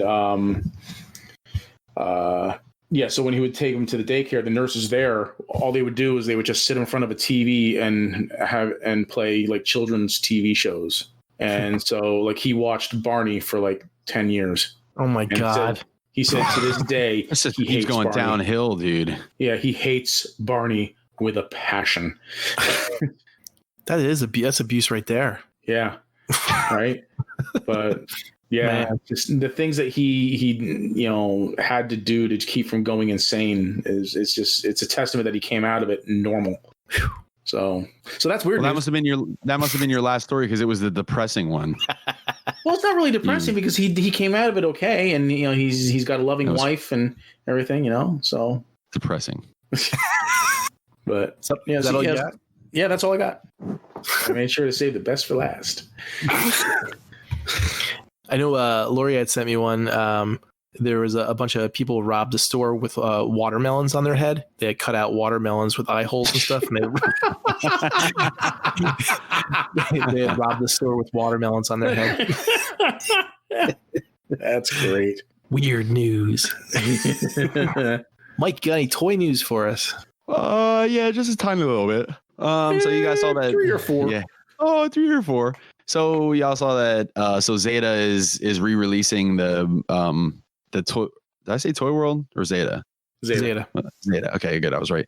Zeta is re-releasing the old Toy World Infinitor, which was Toy World's Fort Max, and they're renaming it Ford, which I guess is a take on the second one. The one that was Grand Max was called Grant.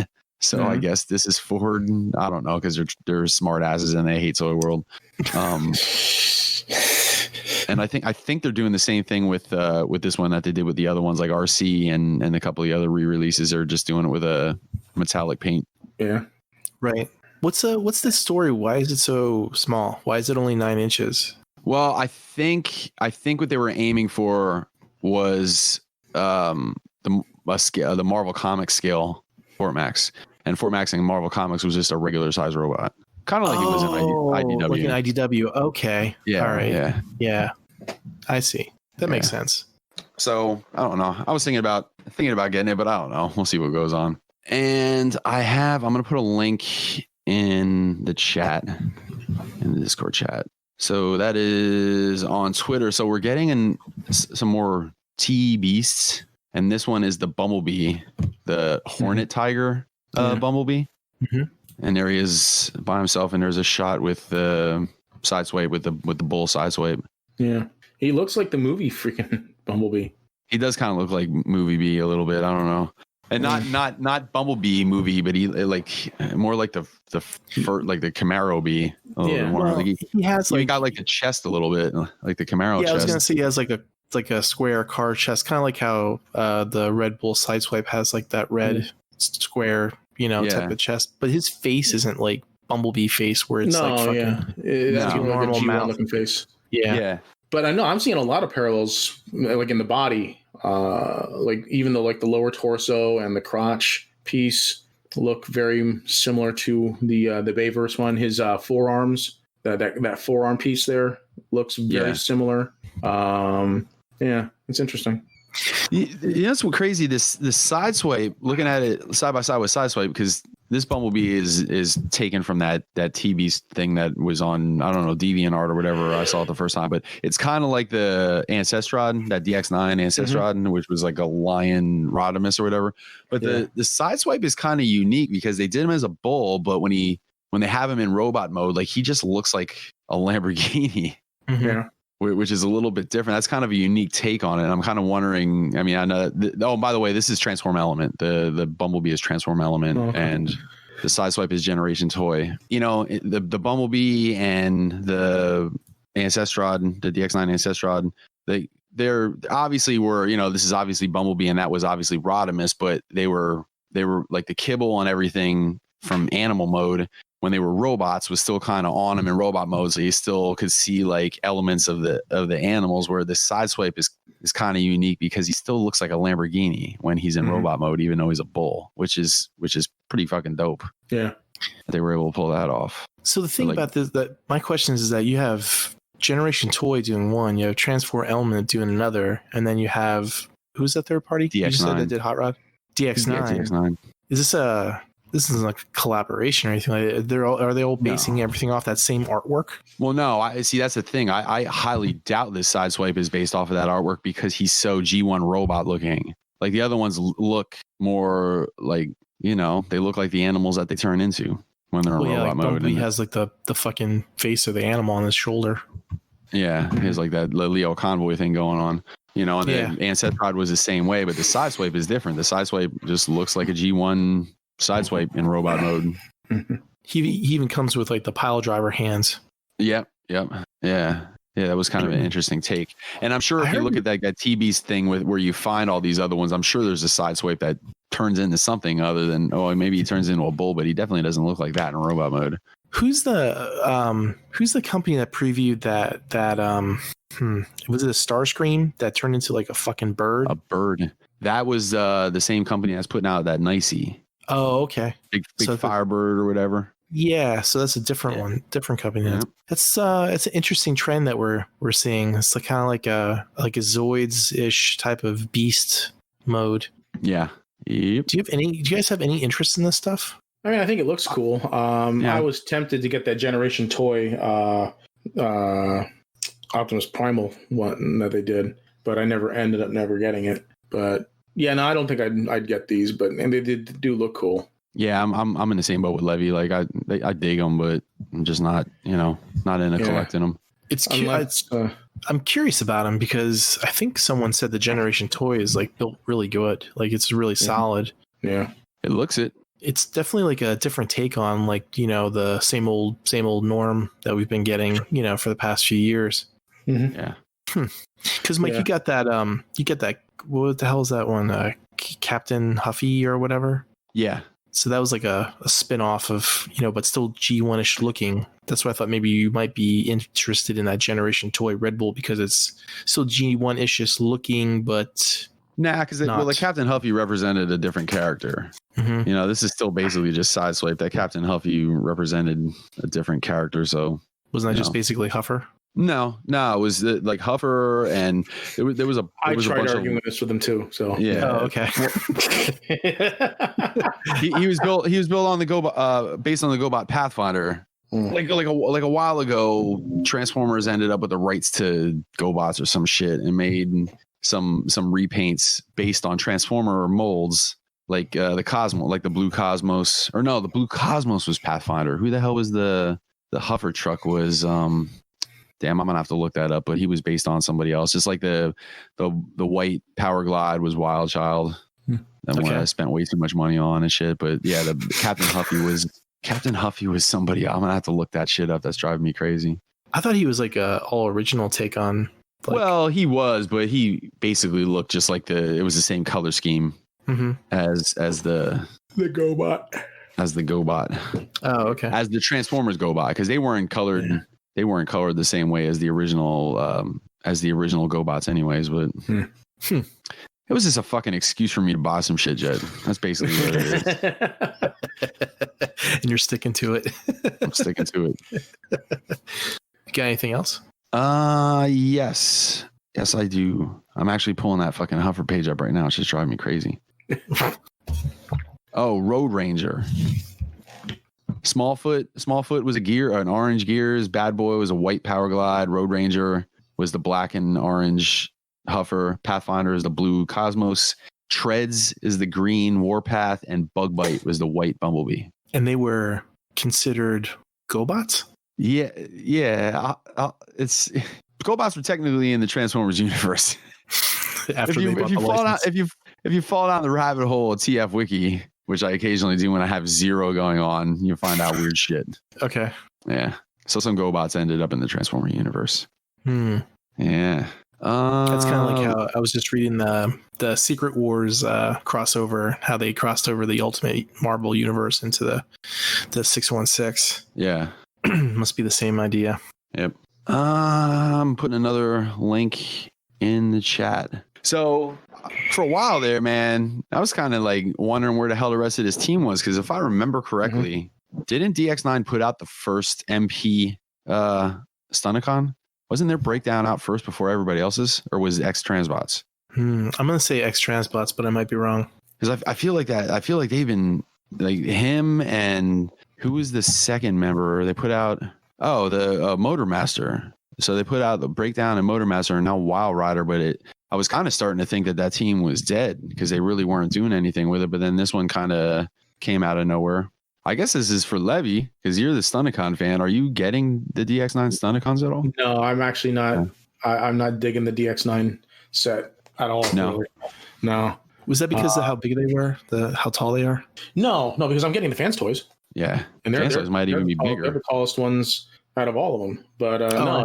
I thought DX9 had the tallest ones. Yeah, no, I'm pretty sure fans toys are the tall ones. Yeah, but fans toys is bigger. Okay. No, I'm just not digging them. There's little things like this Wild Rider here. I'm not digging the hood being on the forearm there. I know it's kind of a nitpick, but it's just little things like that. But then the big thing for me was that Motormaster with that giant ass trailer. I just and yeah, so I was just not digging it. So I'm going with X Transbots and fans toys. So Mike, are you getting all? No opinion. Am I getting no? I'm getting X Transbots for individual, and I'm getting fans toys one for Menasor. Okay. Yes. And one more little piece of news I got here that I don't know if anybody else besides me here is interested, but I'll throw it at you guys. Let me get you this link. So finally, after teasing them a while ago, links in the chat, KFC has shown some finished packaging pictures and some other pictures of their Junkions, the other Junkions. And there's 4 of them. Wow, that took a long time. It did take a long time, but you know what? From everything that I heard, and I actually talked to Brandon, and he seems to think that these are gonna come sooner rather than later. That's good. Yeah, and you know what? This is gonna be fucking ultimate crazy, but I'm actually thinking about getting 2 sets of these. Like because there was so many Junkions.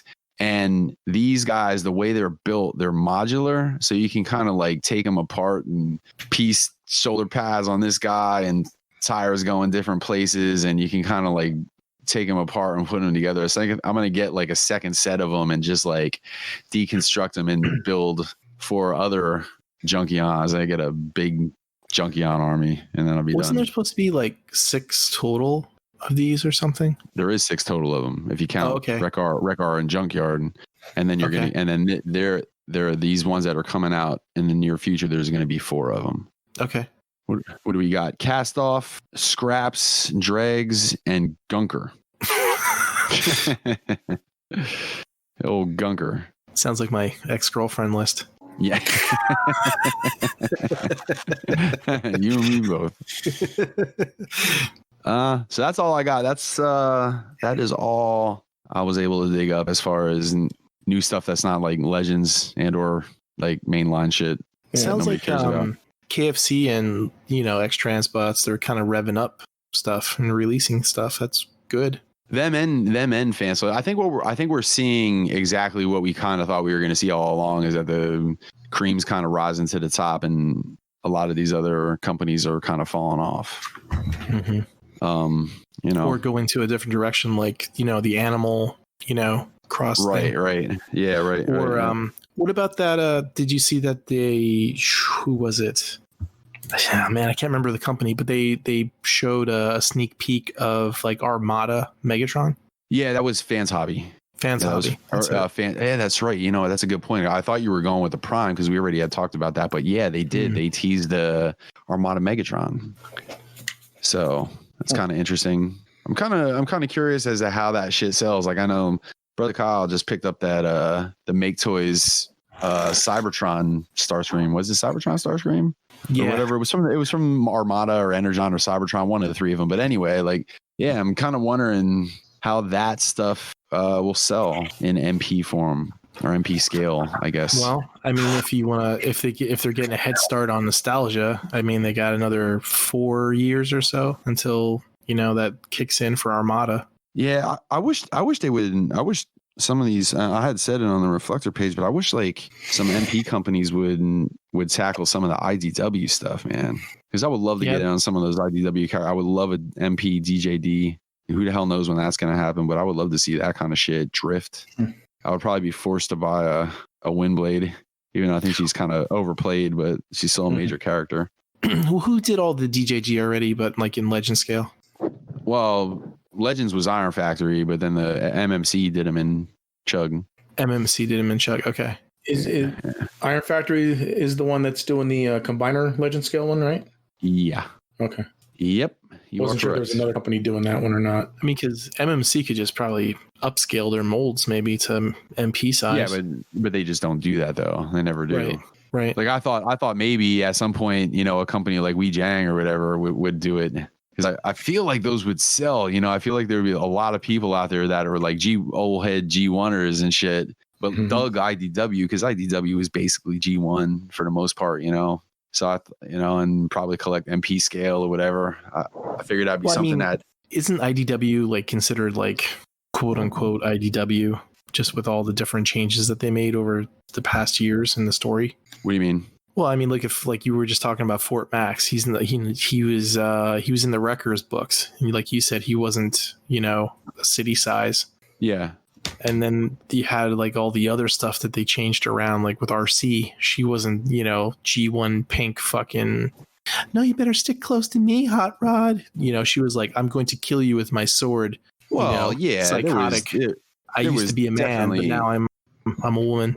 A lot of characters were similar, but there was a lot of characters like that, that had a new spin on them, which I dug, but the characters Galvatron was a completely like you looked at him. It's not like Bayformers. That's what I'm getting at. Like when you look at Hot Rod looked like Hot Rod. You could have never seen an IDW book in your life, and I could hand you one, and you could open it up and be like, all right, I recognize all these motherfuckers. It might look a little bit different, but so yeah. But the DJG, I'm not DJG was. I'm not interested in any of that shit.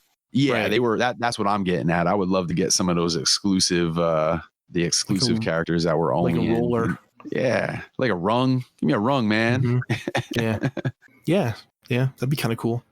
Also, and I was just kind of scrolling this wall here, and I had forgot to mention this, but I guess somebody's working on a KO MP hound. Interesting. Did you ever open yours? I did not.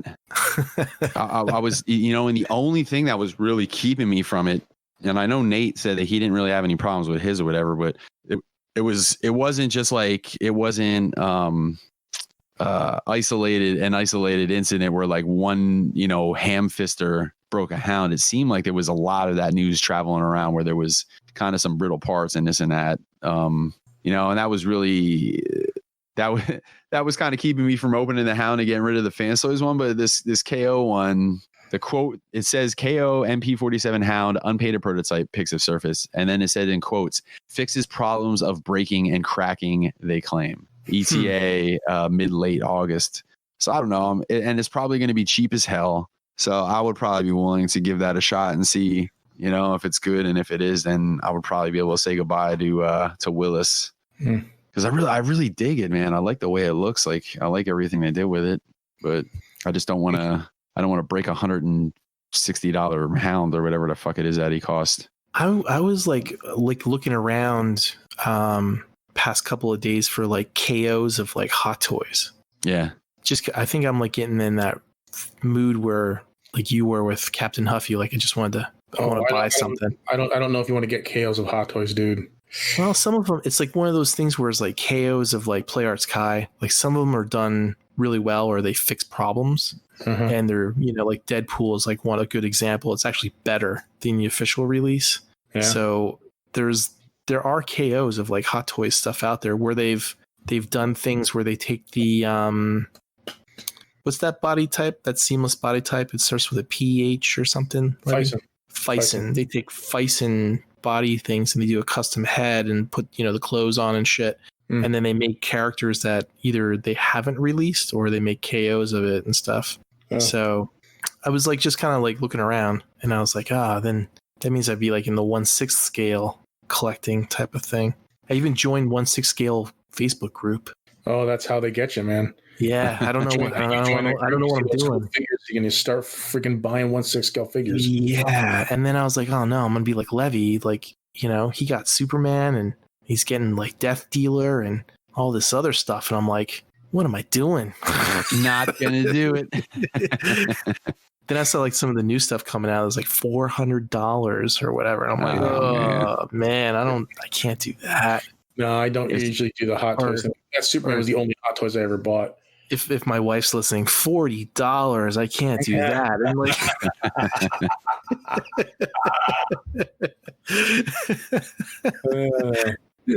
but yeah, it's like if you know, that's why I was looking at KO stuff, and I was like, oh, I wonder if like they have like anything that's decent. So I only found a couple of ones, but I started looking at like used prices for some of the ones that are like on Ami. I saw a Snake Plissken. It's going for like $150, I think, which isn't too bad. But I don't know. I think it's like one of those things where if I'm gonna get something like that, it's gonna be where I'm not really collecting. It's just to kind of look at it, check it out, and make sure it has like really good reviews before I buy anything like that. Yeah. I can't see how these, well, I guess it could. I mean, like it must be like a high shelf type of collector that has that type of money to just buy every new Hot Toys or Sideshow release that comes out. Yeah. How's that, Levy? How does that work? It's explain to me. Is Hot Toys is what, a subsidiary of Sideshow Collectibles? No. I believe Sideshow distributes Hot Toys, but no, Hot Toys is a completely different company. So like when you were talking about the Baby Yoda, like there's a Sideshow and then there's the Hot Toys. Like so if they distribute Hot Toys, but they do their own stuff. Yeah, they do their own stuff. Yeah, like that. Okay. The Court of the Dead, like that's their own line of stuff that they're making. Okay. Like they have their own. They created their own fiction and everything behind it. There's actually a page with like comics and stuff. I meant to send the link for that page to you. But yeah, they have all sorts of like comics about the actual storyline of the Court of the Dead and everything. But then so they like it's all a line of statues that they do, but then they licensed TV League / Fison to make figures. Okay, which is where I got that Kier for Sword of Death, and then the Queen of the Dead is the next figure they're coming out with. So, cool. But yeah, if you do want to get into 1/6 scale figures, I mean, look at the TV League license stuff. I mean, a lot of it is the thirsty female figures and stuff. But they do have some. They have some King of Fighters figures that they're licensing or that they've licensed. They have they have an Iori. They have Athena. I think they did a Mai, or they're coming out with a Mai. See, if I would do that, I'd probably only get something that I really, really, really would want, like a Vader or a Terry Bogard or Spider-Man or something that's. Yeah, it's like I really give a shit about instead of like secondary characters and stuff. Those big name characters. I mean, you're only going to get those from like Hot Toys. Yeah, I assume so. That's why I was looking at KOs. So, but like the Fison figures, like the TV League figures, they're actually really well priced. Most of them are below $200. Then what even blew my mind even more, Mike? What I saw was that there's 1/3 scale collectors and 1/4 scale collectors. So you can get shit that's like 2 foot tall. Fucking paying crazy prices for like $1,000 for like a 2 foot tall Wonder Woman or some shit. I saw a couple Mortal Kombat. I saw like Raiden and Sub-Zero in that scale. I can't remember what the company that scale was. Existed. Yeah, it was like $1,000. NECA did a couple of quarter scale figures. I knew there were statues. I didn't know there was like figures though that you could get. NECA did the movie Turtles in quarter scale. They did a Deadpool in quarter scale. So wow, maybe just be like a 1-to-1 scale mannequin collector at that point. Right? I was actually tempted to buy a quarter scale Captain America Endgame statue. Do you know which one I'm talking about? I think so. Yeah, I think we were talking about it like a few months ago when it came out. Yeah, like it had the interchangeable parts with like the whole shield and the damaged shield. You can have him holding Mjolnir. You can have him holding his helmet. You can have him with his mask, his helmet on or off. I think didn't Will do the artwork for a quarter scale Terry Bogard statue? I don't think it was a quarter scale. But yeah, I remember when he did that. I don't think it's been released yet though. No, it was released. They were selling it. Yeah. Yeah. I was really tempted on that Captain America statue because it was only like $800, which is actually fairly cheap when it comes to statues of that scale. Because they had a Superman one That was really, really nice too. That I would have loved to have gotten, but that was like $1,200. Plus, it was sold out. So, but yeah, but I figure if I get that statue, that would just be like a one-off thing, Yeah, because I can't get into the statue game. Yeah, that gets expensive real quick. Yeah, it does. Yeah. But like there are like just statue collectors. There's like this one channel that I sometimes watch called Gem Mint Collectibles on YouTube. Yeah, and he does reviews of statues, and like he collects statues, and like he spends huge amounts of money on these statues. So I can see that becoming a huge money pit very quickly. Yeah, like I said, that'd be just like I would have to get like one thing that I really, really love, and then that would be it. Yeah, I was really tempted on that Captain America, though. I will say I was very tempted. So, but cooler heads prevailed. Yeah, April. I would be lying if I said that the thought of how she would react to me buying that didn't factor in. So, I can hear in her voice, like when she sees that big BBTS box show up on the doorstep. I can tell she's like trying to make like she's okay with it, but then like I can hear the edge in her voice, and I'm like, I can only imagine what she would do if she saw like a Sideshow Collectibles package show where it's like it comes in 2 big giant fucking boxes because the shit's so fucking big they can't ship it in one package. She would tell you that you were out on your ass, and she better be able to fuck whatever's in that box. Well, it's Chris Evans, so yeah. So is that all you have for toy news, Mike? Yeah. Okay, I have some toy news. Go for it, Levy. I hope it's better in your weird news. Oh, come on now. Mafex today revealed their next 2 figures. Gambit with a soft goods cape, and an endgame Captain America with Mjolnir and lightning effects and such. So I put a picture in the chat. So that Gambit looks really, really nice. So I'm liking the effects that it comes with too. Yeah, that Gambit is dope, man. Yeah. These are 6-inch, right? Yeah. Is all this shit scales with Marvel Legends then? Yeah, the Mafex is actually a little bit tall. Out of like the 3 big import companies, you got Mafex, SH Figuarts, and Figma. Mafex is the biggest out of them. They tend to scale better with Marvel Legends. It's not perfect because their heads tend to be smaller than Marvel Legends figures. But where does Mezco fit in that?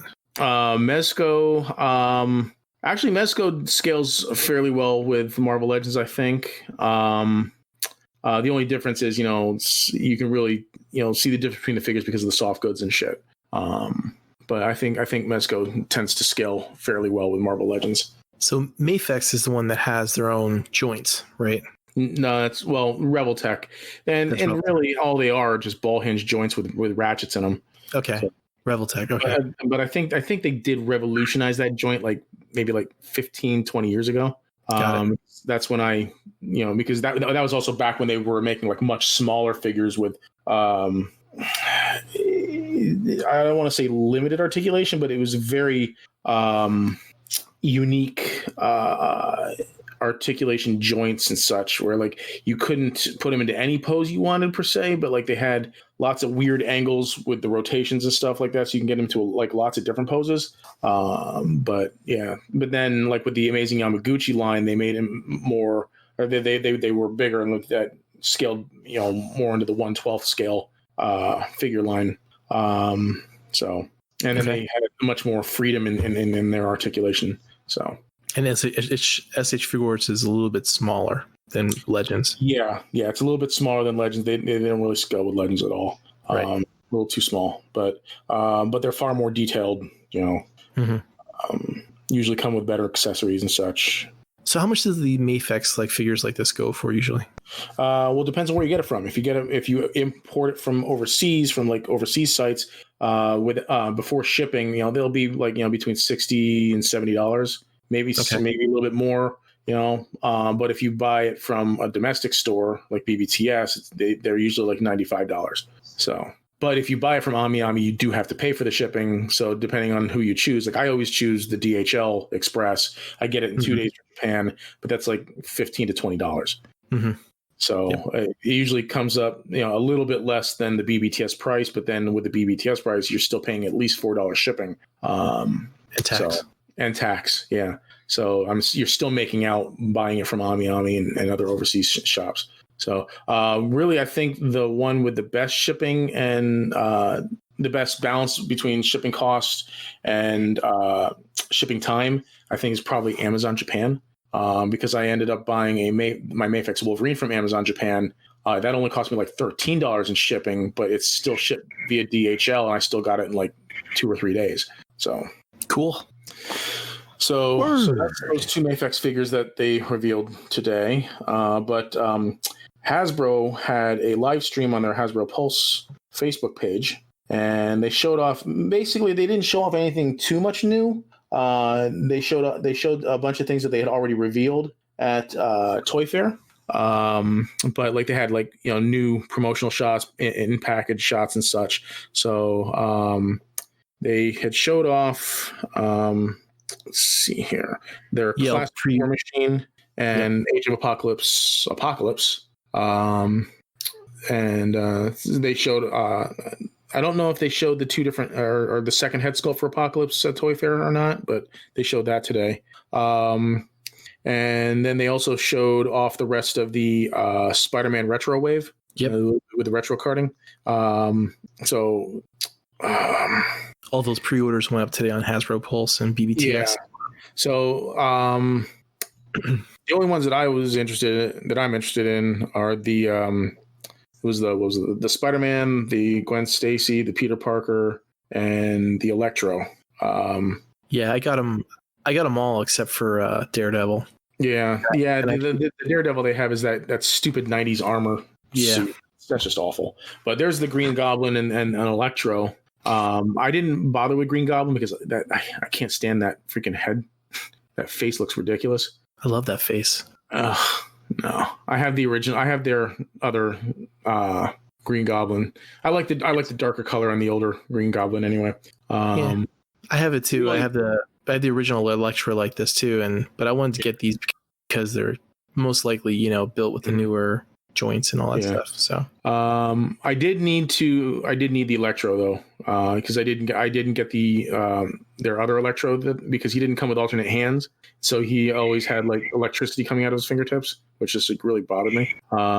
So I ordered this Electro, and then I ordered the others too. So I canceled my Kingpin and Mysterio pre-orders on BBTS and got them from Pulse because they're like $3 cheaper. Yeah, and free shipping.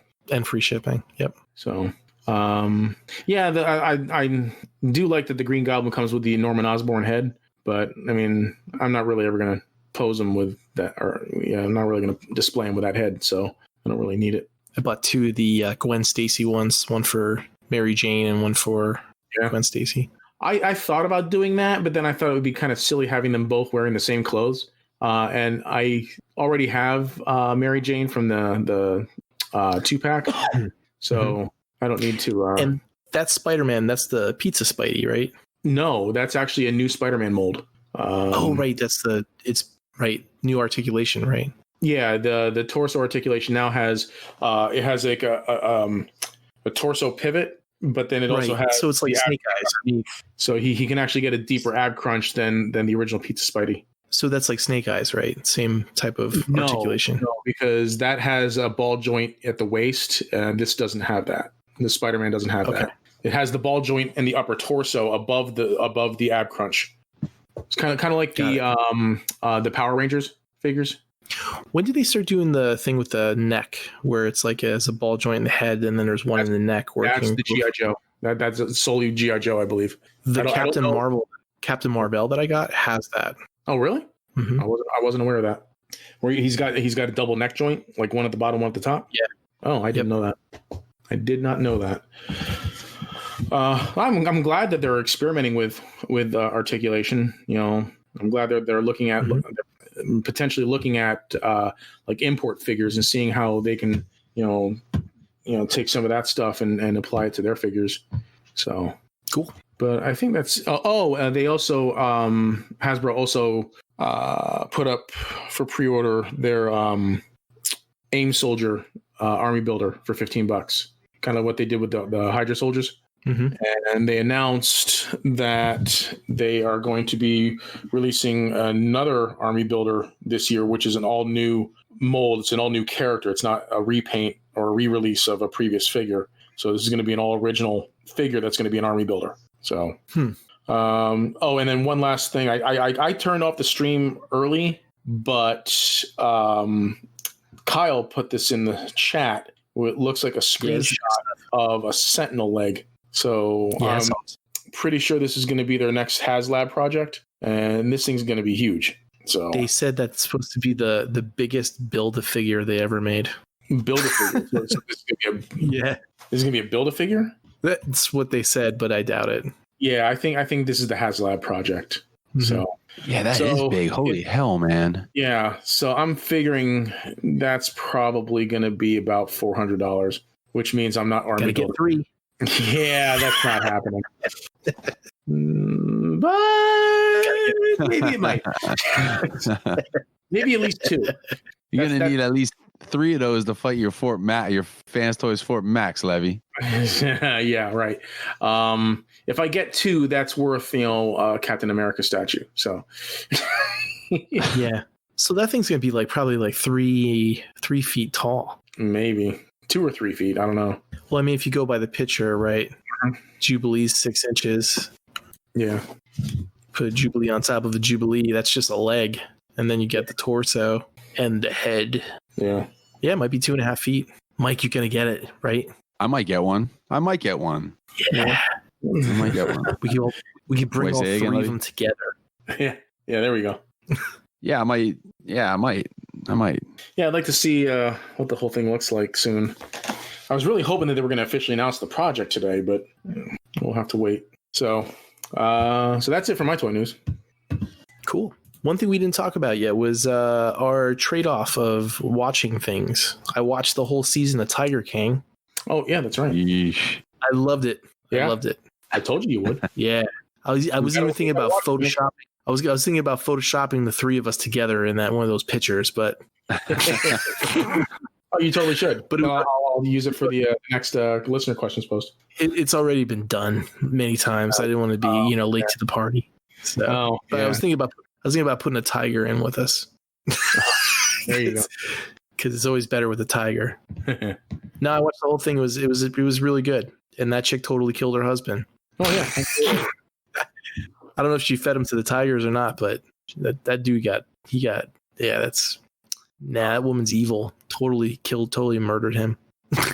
And Levy, you were supposed to watch Train to Busan. Train to Busan. Yes, I did. I quite enjoyed it. It was really good. It's very sad. See? It's a very sad movie. So I really, really, really wanted that one guy to die. Which one? Oh, yeah. That asshole businessman. Oh, yeah. I really wanted him to die horribly. I hated that bastard. And he kept hanging on. I know. And then he freaking ends up killing the guy at the end. Yeah, he keeps hanging on. He keeps getting more people killed and then more people killed. And you're like, when's this dude going to fucking get his... I think the people that wrote it knew that everybody wanted him to die, and they were just pissing everyone off. He took that dude's girlfriend and just threw her at a zombie. He didn't even have to do that. He just took her and threw her at a zombie. Yeah, he would have got the beat down of a lifetime. God. I'd have killed him right on the train. As soon as I heard him talking about sacrificing the others, I would have fucking killed him right there and said, "That's what you get when you talk like that." We're not going to lose our humanity here after I just killed a man. I hope you learned your lesson. Yeah, and the big dude. I don't remember any of their names because they're all Korean. But the big dude with the pregnant wife and everything, he was pretty awesome. I liked him. Just beating the piss out of zombies. Did you watch a subtitled one, Levy, or did you watch a dubbed one? Subtitled. Oh, did you? Yeah. Is that what you watched, TJ? Yeah. Yeah, I watched the dubbed one. Yeah, and that was sad when he died too. I had a feeling that was going to happen, but Do you know one thing I liked about this movie is that they didn't really kill any zombies. They couldn't kill them unless they like got run over by a train or something. Yeah. Right. It's not like they were stabbing them in the head, you know, or cutting their head off or blowing them away with shotguns or something like that. It's like they were beating the hell out of those things and they just weren't going down. Yeah. Yeah, that always bothered me when I see people are in like in The Walking Dead where it shows them like easily sticking a knife into their freaking skulls. And I'm like, no, the skull is like the hardest bone in the human body. You're not just sticking a knife blade in there unless you're doing it through the eye, you know? I like the one part where it was when they realized that zombies needed light or whatever to see. Yeah. And they were going through a tunnel. And every time they came out of the tunnel, like the zombies would go nuts. And then when they went back in the tunnel, it reminded me a little bit of the nurses from Silent Hill a little bit. It was definitely a cool movie, man. It was a lot more well done than I assumed it was going to be. Like, because we had talked about it, me and Jed. Did we talk about that on the one where we were hanging by ourselves, or was that with Dakota? No, that was the one we were hanging by ourselves. And the only reason I watched it was because we had just talked about it, and I was flipping through that Tubi TV app on the TV, and that popped up, and I'm like, fuck it, man, I'll give it a watch. And then right out of the gate, like when the fucking deer was so goddamn creepy, dude, in the beginning.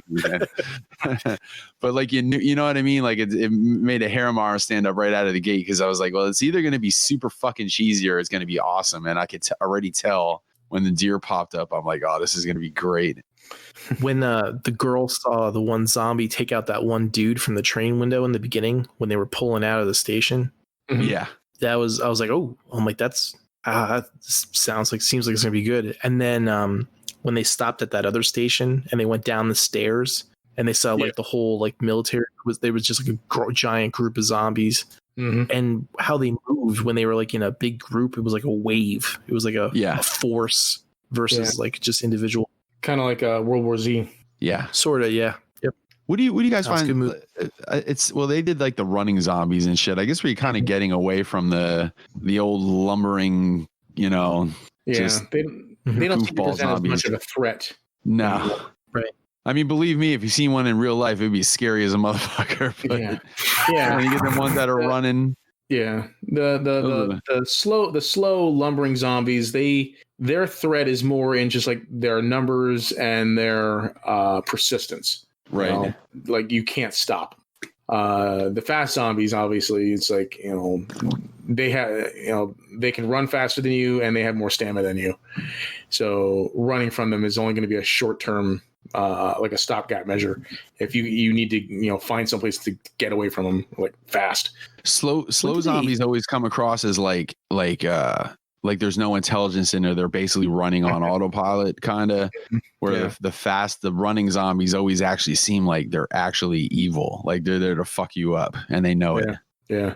Did they start that like back in 28 Days Later, or was there something before that? What was the one where they were at the mall? Dawn of the Dead was the first one to do fast zombies. I think. I Which think one? 28 Days Later came out. Dawn of the Dead remake. Okay. Yeah. Oh, right. I think 28 Days Later came out after that, but I'm not sure. I'm pretty sure it was Dawn of the Dead first. Yeah, I remember seeing that for the first time, like because you seen the zombie and you expected him to lumber, and then he took off running, and I was like, oh shit, man, like, that's scary as a motherfucker, man. Yeah. That's still one of my favorite zombie movies to this day. Yeah, Dawn of the Dead, and it had a great like credit, you know, the ending credits, like during the credits scenes that were going on in that movie. Yeah. So yeah, all in all, good recommendation. Train to Busan. It's a very good movie. Yeah, man. I'll have to see what goes on with that. The sequel's coming out soon. Yeah. Yep, it's coming out soon. Okay. All right. So, listener questions. Oh, by the way, one last thing about that movie. So there's a dude you know, the crazy dude that was in it. Like they thought he was nuts at first, and he was like the homeless looking guy. He reminded me of the dude that's at the TF Con. You know what I gotta talk about. And he's a nice little guy and shit like that, but he reminded me of that guy. Like if that movie ever actually happens and we happen to be at TF Con, I'm gonna totally expect that guy to be the crazy old Asian dude that comes in and warns everybody, and nobody listens to him because he's just a nutty old dude, and then next thing you know, everybody's getting fucking eaten. Yeah. Hopefully John Bailey is there. We'll throw him to the fucking throw him to the walkers. Him and Rob Liefeld. Rob Liefeld inexplicably at a TF Con. Speaking about Rob Liefeld, he has mentioned that it doesn't matter if they do another Deadpool movie or not, that he's going to get a big fat payment check. So, being as asinine as he normally is, but he also mentioned that he still thinks that Hugh Jackman's going to play Wolverine in the Marvel universe. Yeah, he doesn't know what he's talking about. Then I thought about it, like after reading the Secret Wars, and they brought Old Man Logan into the 616. Could you see Hugh Jackman playing like an Old Man Logan character? Not as the main Wolverine, but as like an alternate universe type of Old Man Logan thing. Because then I could. I just don't want to. I don't want to see an old Wolverine right out of the gate, like where he's old already, you know, like I want, because they're going to be, this universe is going to be going on for a long time. And if they bring the X-Men in, they're going to want them to be around for a long time. So I'd imagine they're going to pick somebody, you know, fairly young. Mm-hmm. No, I don't see it because it doesn't fit their MO. Anytime they have to do something with somebody that's aged, generally now, like, you know, that their age regression technology is phenomenal. I'm sure they'll be able to do it the opposite direction and make someone. Well, actually, they've already done it with Haley Atwell, who played Peggy. You know, they'll just just use they'll just age up the actor for that they have for Wolverine. I don't see them hiring some other actor to play an older version of the character. They'll just use special effects and CGI trickery to make them look old. But if they like do like the multiverse, they're going to do it in Doctor Strange. They could probably pull it off in like in another Ant-Man movie or whatever. You know, they could have Hugh Jackman be like an Old Man Logan from a multiverse. Maybe, but I think that they would probably want to try and completely sever any link to the Fox films and just go with their own interpretation. You know, I agree with that, because I think the second that you have. Not that he couldn't do it, but I think the second that you have a Hugh Jackman Wolverine show up, it's automatically going to raise questions as to the X-Men of that universe now being in the Marvel universe, the cinematic universe, and you know, it's just going to lead to constant comparison. Yeah.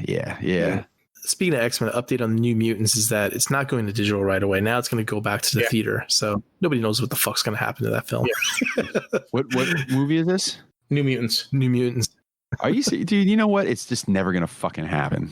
Just call it Old Mutants. Yeah, really, dude. Yeah, I was going to say all plans for a sequel are shot now because that movie was shot, what 3 years ago. If they decide to try and start a sequel now, the actors will be like 5, 6, 7 years older than when they freaking filmed the first one. Yeah, really. Yep. I don't know. I can see an Old Man Logan with Hugh Jackman. I would be okay with that if it was like just him, you know, just a one-off. Yeah, I mean, I'd love to see him in the role again. I just don't see it happening. So, like, no, like if Strange is going through the multiverse and they do like a cameo of him, you know, with a hat on, Old Man Logan, trench coat type of thing. Show like Andrew Garfield, Tobey Maguire, Spider-Man, that type of thing. I don't know. I would like enjoy those little cameos like that. I think that'd be kind of cool. Listeners' questions? Yeah. Yes. Okay. Let's see here. Irma Gerd. This comes from Blackout and Shout top fan Jared Bell, and he says, "What's your opinion on this? #fuck Hot Rod." And it's a let's see if I can put this picture into the chat. I'm just going over. I've seen this before. Before he posted, I saw this and never realized it after all the years of watching. I never put 2 and 2 together like that. Yeah. So it shows a picture from the Transformers 86 animated movie where Megatron has Hot Rod and is using him as a human shield, and he fires the pistol, the murder weapon, at Optimus Prime. And it says, "The second gunman conspiracy theory. Megatron fires a purple laser at Optimus Prime in Transformers the movie, yet the laser that hits Prime is yellow. And clearly you can see the purple laser leaving the barrel of the pistol, and the laser hitting Optimus is clearly very yellow. And it says in parentheses after it says that, the yellow laser hits Prime, it says Autobot blast colors. So, by the way, Hot Rod has wrist blasters that fire yellow blasts. Just saying. So, I'm not sure if I'm ready to jump on board with a theory that says Hot Rod just like outright murdered Optimus Prime. But yeah, hashtag fuck Hot Rod. he got killed. But there was a really funny meme somebody made with the same pictures like this, and he had like Hot Rod's word bubble was like, he's like, don't hit the Matrix, and Megatron's going, I know, and you have Optimus going, wait, what? Yes, that was really good too. So I'm going to tell you exactly what happened, because I pulled the scene up while you guys were talking, and I'm watching it very closely. Mm-hmm. So what happens is that when Megatron takes the first shot, he takes the first shot, right? And then it cuts to Optimus Prime getting hit by it. When he gets hit by it, it's still purple. And then the next couple blasts come in. Well, it's still purple, but then it turns to yellow as it's hitting Prime. And then the next couple blasts are yellow. So I have an actual scientific reason why this is going on. Oh boy. It wasn't Hot Rod. It was Megatron. The first shot. Remember when Godzilla had and Shin Godzilla had like the really, like, it had the purple beam and then it turned into like flames, which were obviously orange and yellow and shit like that. It was something like that. But what I think happened here is that the first shot was all charged up and he was going rapid fire. And before the gun could really get charged up with the next round, it was shooting like half rounds at him and shit. And the half rounds were the yellow ones, but that first shot that come out the gun was the blue one. Yeah. And as we all know, blue one's the hottest one. Absolutely. And that's what I think goes on. I think you hit the nail right on the head, Mike. Yeah. That's what we're going with. Because I mean, Hot Rod's a peckerhead, but we can't be pinning everything on him. What do you think, Jed? Well, like Mike, I'm reviewing the tape. It's a Pruder film. Yep. But if you notice, Megatron, we're going to see RC's butthole cut pretty soon. Megatron only fires twice, and Prime gets hit 3 times. Yeah. Well, there's no saying that Megatron didn't fire 3 times.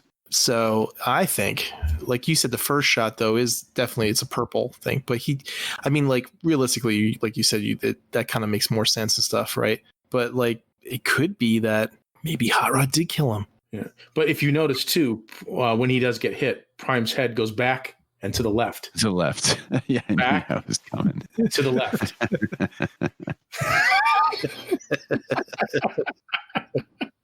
Back and to the left.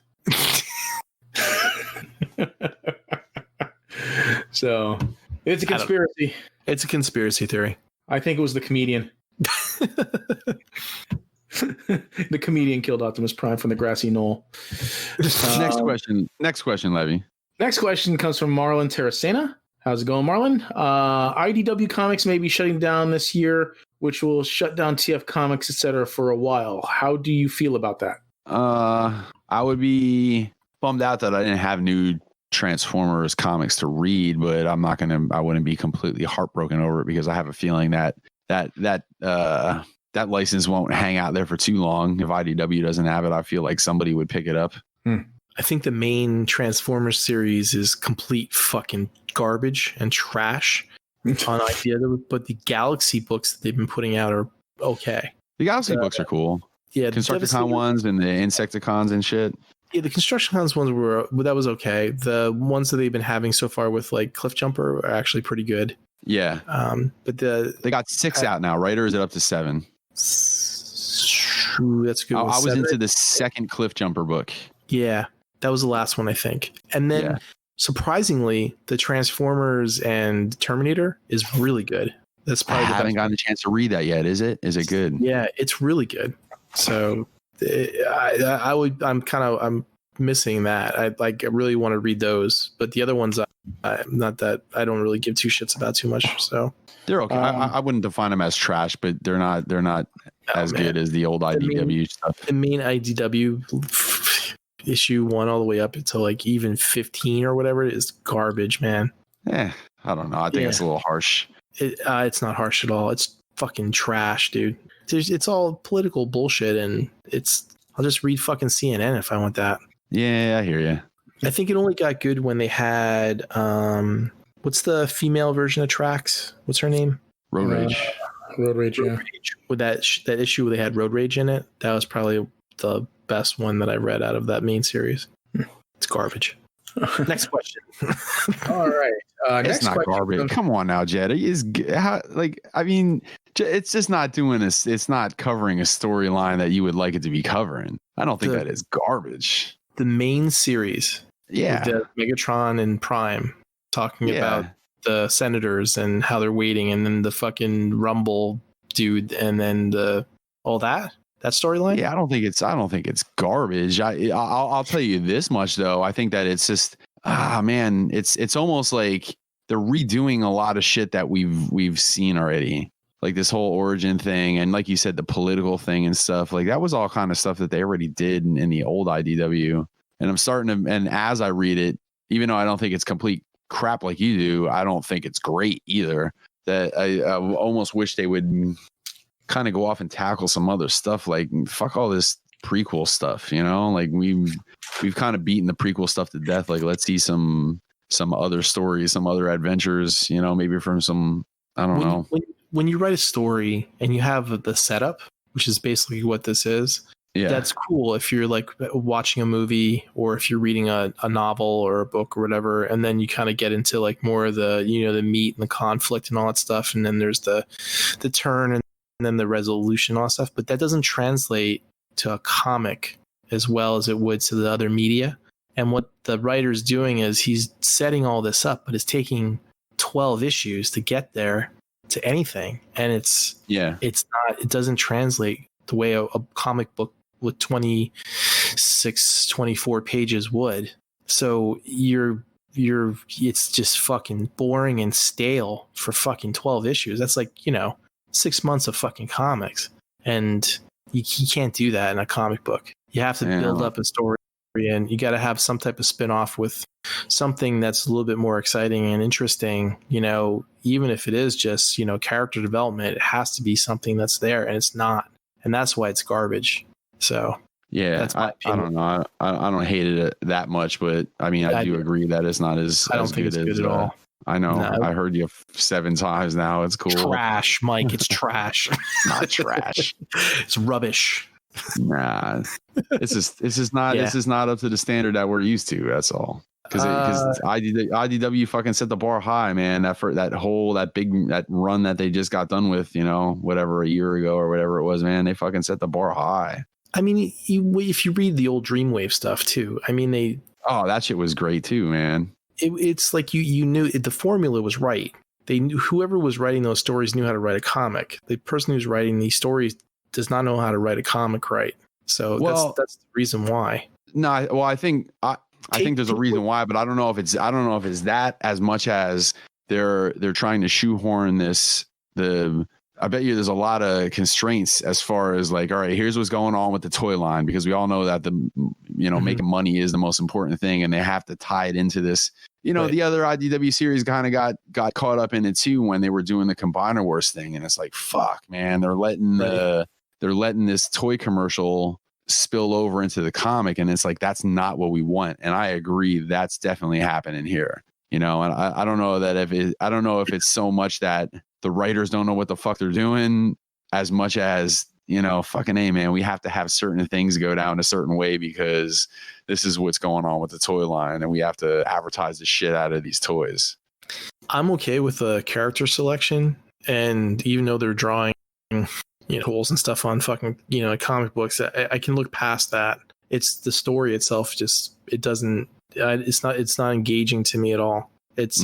The most interesting part of like those first 12 issues was Cyclonus, and they hardly touched on like a lot of the shit that he's going through. He's the most interesting character. They just kept bouncing back to the same formula, the B Prime Megatron politics. And to me, that's not interesting enough for a comic book. I need to have some type of action in a comic book. So I need to have something that's there, something meatier, and it's just too much of a buildup. It's if it was a graphic novel or a trade paperback or something, and I was reading like 100 pages and I got to something that was great, then okay. But I mean, God Loves Man Kills was kind of the same way, but it doesn't. Like I said, this the way the story's written, it doesn't translate right. Where did you drop off? 15, I think. Yeah, somewhere around there. Was that where the chicks left? Was that the episode where the girls also? And are they approaching that differently than they did in the old series? Like, it actually seems like they're female, like, you know what I mean? Like, they're actually giving the robots genders again. Mm-hmm. But with the whole road rage thing, yeah. That she was. What book was that? Was that 13 or 14? Oh man, I can't remember. It was right around there is when I dropped off. I think a book after that. But if you read those, right, and then read the Galaxy books, you can see how they're written differently. The Galaxy books were fucking cool, man. They were cool. I mean, there was a few things that were a little off about them, I guess, but for the most part, they were fucking awesome. Like, I loved how they approached the Insecticons even more than the Constructicons. Mm-hmm. I thought they treated like they were like, I don't know, the Insecticons were like these, like they were like vampires and shit. Did you see that one? I love that one panel where I can't remember who he was biting, but Bombshell went to like bite somebody and he bit him exactly like a vampire would, and his face shield kind of like came apart in the center and it showed a mouth and like teeth and shit. I thought that was dope as fuck. Like Blade 2. Like what? Blade 2? Oh yeah. Mm-hmm. Yeah, that's cool. That's interesting. There's some action going on. Like I said, the regular series with the 12 issues just didn't have things like that. Yeah. What's next, Levy? Yeah. Oh. Were you masturbating? Were you masturbating or shitting your pants? No, I'm eating beef jerky. Levy, you are now tasked to read the first 12 issues of Transformers. Yeah, that's not going to happen. Not the way you described it. You like politics? I do, just not my Transformers. Well, that's not true. I actually do enjoy political ideological conflicts, but there's got to be some conflict. Anyway, our next question comes from our very own Jed Vargo. My question is, when are you going to grow your hair long again, Levy Curry? And then Marlon replies, I would like to see the pigtails again too. And my answer is never. As soon as I can, I'm getting this hair cut. It's already pretty freaking long. I think you should let it grow long, dude. Let it grow out. Mike's letting it grow long. My hair's long. Yeah, man. Let's be a fucking short caveman, dude. It was such a pain in the ass when I had it long before. I don't want to do it again. So, boo. Yeah, boo me all you want. It's not happening. I'm just gonna not do anything to it, Levy. I'm just gonna let it go, and I'm gonna shower, and whatever happens to it after that, like it ain't gonna be like the old days when I'm sitting there in the fucking bathroom for like a half hour with a flat iron, trying to look like. That's what I did. I just let it grow out, Yeah. But yeah, it was just such a pain in the ass, man. I ain't fucking dealing with that shit again. What was the pain in the ass about it? It's just constantly getting everywhere and getting in my face. I can't drive with my hair down, or I can't drive with my windows down because my hair goes everywhere. That's what you tie it back for, man. Yeah, and it doesn't matter because it's still the hair in the front freaking still comes loose, and the freaking it's just a pain in the ass. Man bun. I ain't fucking dealing with it. Man biscuit. Yeah, no, give it the old man biscuit. Yeah, it's not gonna happen. Mike, you gotta let yours or you gotta just like let it dry. Because you have like curl, right? You have like natural curl. Yeah. It's pretty fucking wild. Gotta get one of those picks. Pick it out. Plus, the more I comb it, the bigger it gets, man. Seriously, I think I could grow an afro. I could. The other reason I don't want to grow my hair out long again and keep it in a ponytail is because last time I did that, I look back on it and I realized I look like that middle-aged guy who's just trying desperately to cling to his youth by growing his hair long and putting it in a ponytail. So, what? Yeah, no, it's not going to happen. Well, you probably should because, I feel like you're directing that statement directly at me. I wasn't, but I could understand how it would be taken that way. And maybe I should have.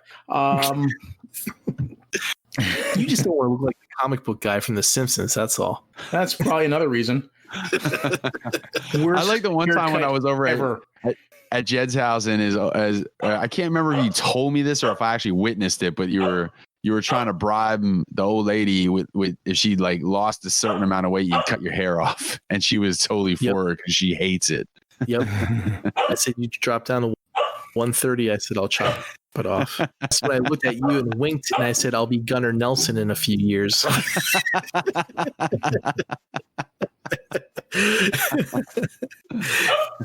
Look where I am now. I'm like I got Liam Neeson length hair from episode 1. But a couple more years and I'll be Will Fong fucking status. I'm gonna let it go nuts. Because I figure, you know what, the only reason I was gonna let it grow a couple years ago, but I'm like, man, every summer rolls around and I'm out there playing softball, and the last thing I want to do is be out there playing ball with like long hair. It's like a pain in that, not a pain in the ass, but it's just like it's so fucking hot. But I don't think we're playing anything this year. So I might just stay in hibernation and just go caveman style. And then next year I got to get past that, like the uncomfortable, like, when you start looking like the Dutch boy paint can. Yeah. Like you got to like if you can somehow, you got to do that part over the winter, because then you can just wear beanies and shit. Nobody knows, Yeah.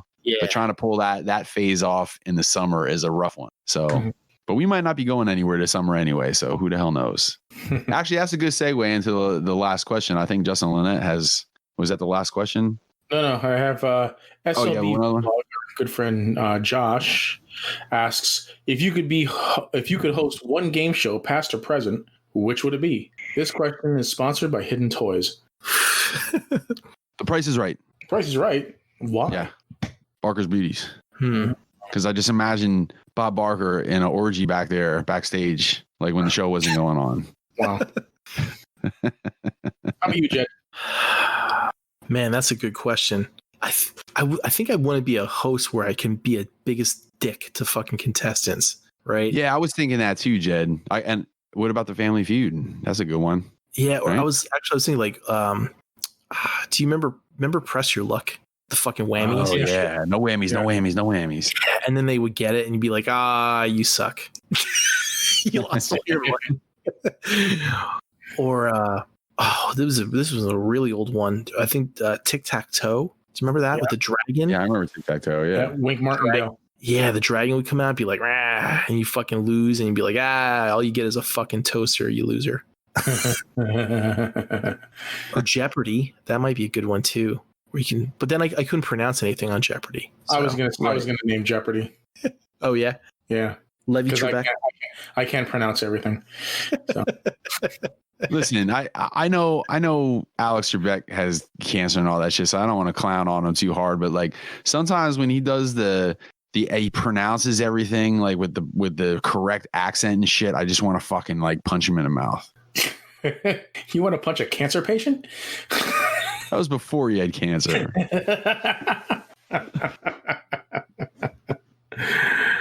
Oh man. Yeah. Okay. So let's see here. I know that there was just Justin's question left. So Justin Lynette asks, when do you think the next TFCon will actually take place? I think it's gonna be October. I think the Canadian one is probably not going to happen, because even though we're slowly coming out of this thing, I still think it's going to be, at least I don't know what the rules are going to be up there. And I don't know what Canada's doing about it. I haven't been following along, but like with us, even though we're slowly reopening, they're still kind of trying to keep crowds from happening. So I'm kind of thinking that shit that's going on in the summer is going to be a wash, like Music Fest. I really don't think Music Fest is going to happen. I thought, didn't they move it to September? The Canadian one? Did they move it? If they did, that's a smart move. And if that's the case, then that'll probably be the next one. I think if they can get to the fall, I think it'll be all right. I know that it's not the date that it's usually is. I know they moved it. I thought they moved it to September, but maybe I'm getting my months mixed up. I thought it was like a month before the one that we go to. Yeah, now that you're saying it, I vaguely remember kind of seeing that somewhere too. I just don't remember where. But yeah, if that happens, that'll probably be it. Because RetroCon's in September too. Yeah. So I would think that RetroCon would be okay, right? I would think. I would hope. It'd be nice. That would be nice. So TFCon. Those are the two I definitely would like don't ever want to miss is like the fall TF Con in the US and then RetroCon. Like those are my just 2 favorite cons of the year. Yeah. I don't think we're going to see another TFCon until next year. Really? Yeah. I'm thinking that there's going to be another huge second wave that's worse than the first one. You think it's going to be worse? Yeah. Yeah, you know, I don't necessarily like the way things are being handled. And I don't know if that's this conversation we necessarily want to have on the show, but you know, I don't TFCon Toronto got moved to September 4th through the 6th. Yeah. I wonder if that means they're going to push Chicago back. I doubt that because I don't think there's a lot of crossover.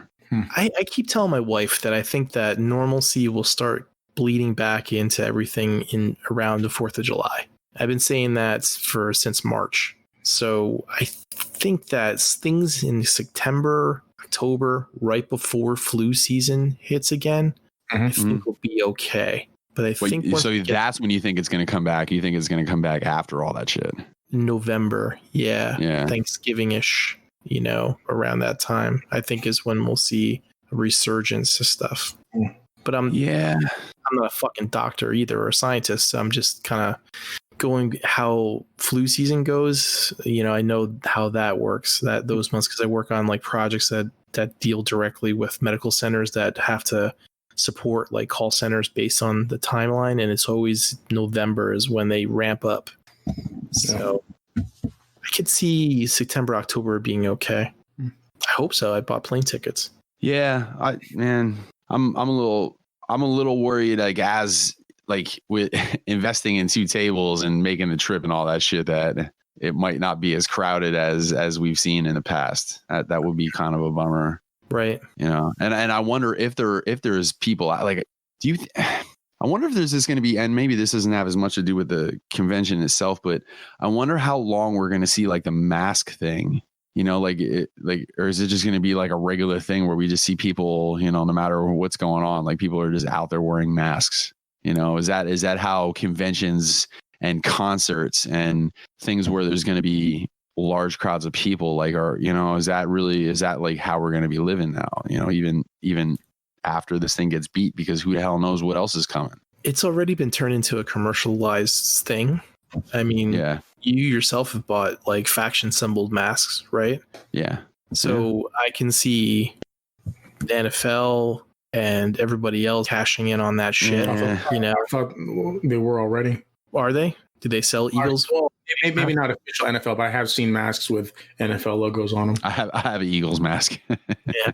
And then I read today that the Biehn masks have sold out.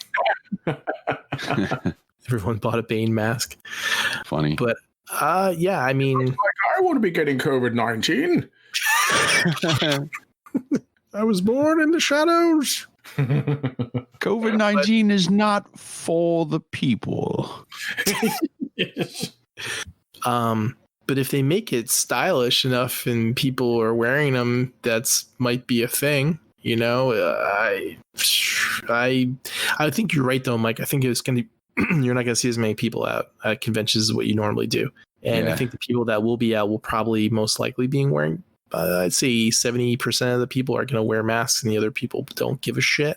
Yeah. And I think that's going to be based on where those people are from. If you're from a city, I think they're going to be wearing masks. But if you're from a rural area, they're not, because they won't care. And you'll be treading on their fucking freedom.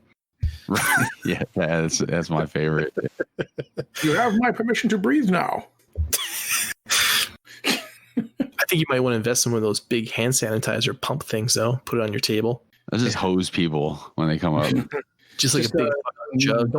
Just don't leave them in your car, though. Did you see that? No. Report. Apparently, somebody burned their car door because their 80% alcohol freaking hand sanitizer exploded in their car in the hot sun. Great. Oh, yeah. Started a fire and burned their freaking car door.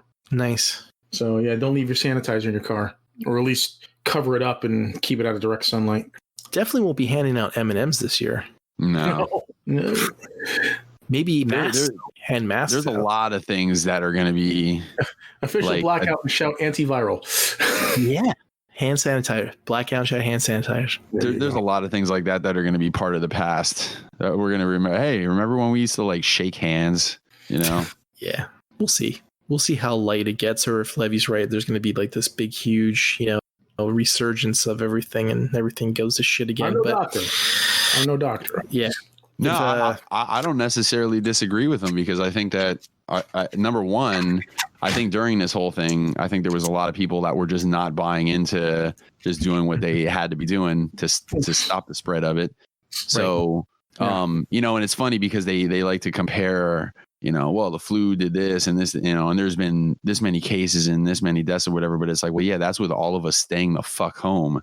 Like we have near 100,000 dead. And that's with all of us staying the fuck That's in home. 2 months. In a couple months. Yeah. So imagine if we were just out and about acting and doing what we would always be doing. Imagine what that number would be. You know, that's a fucking scary virus, man, one way or another.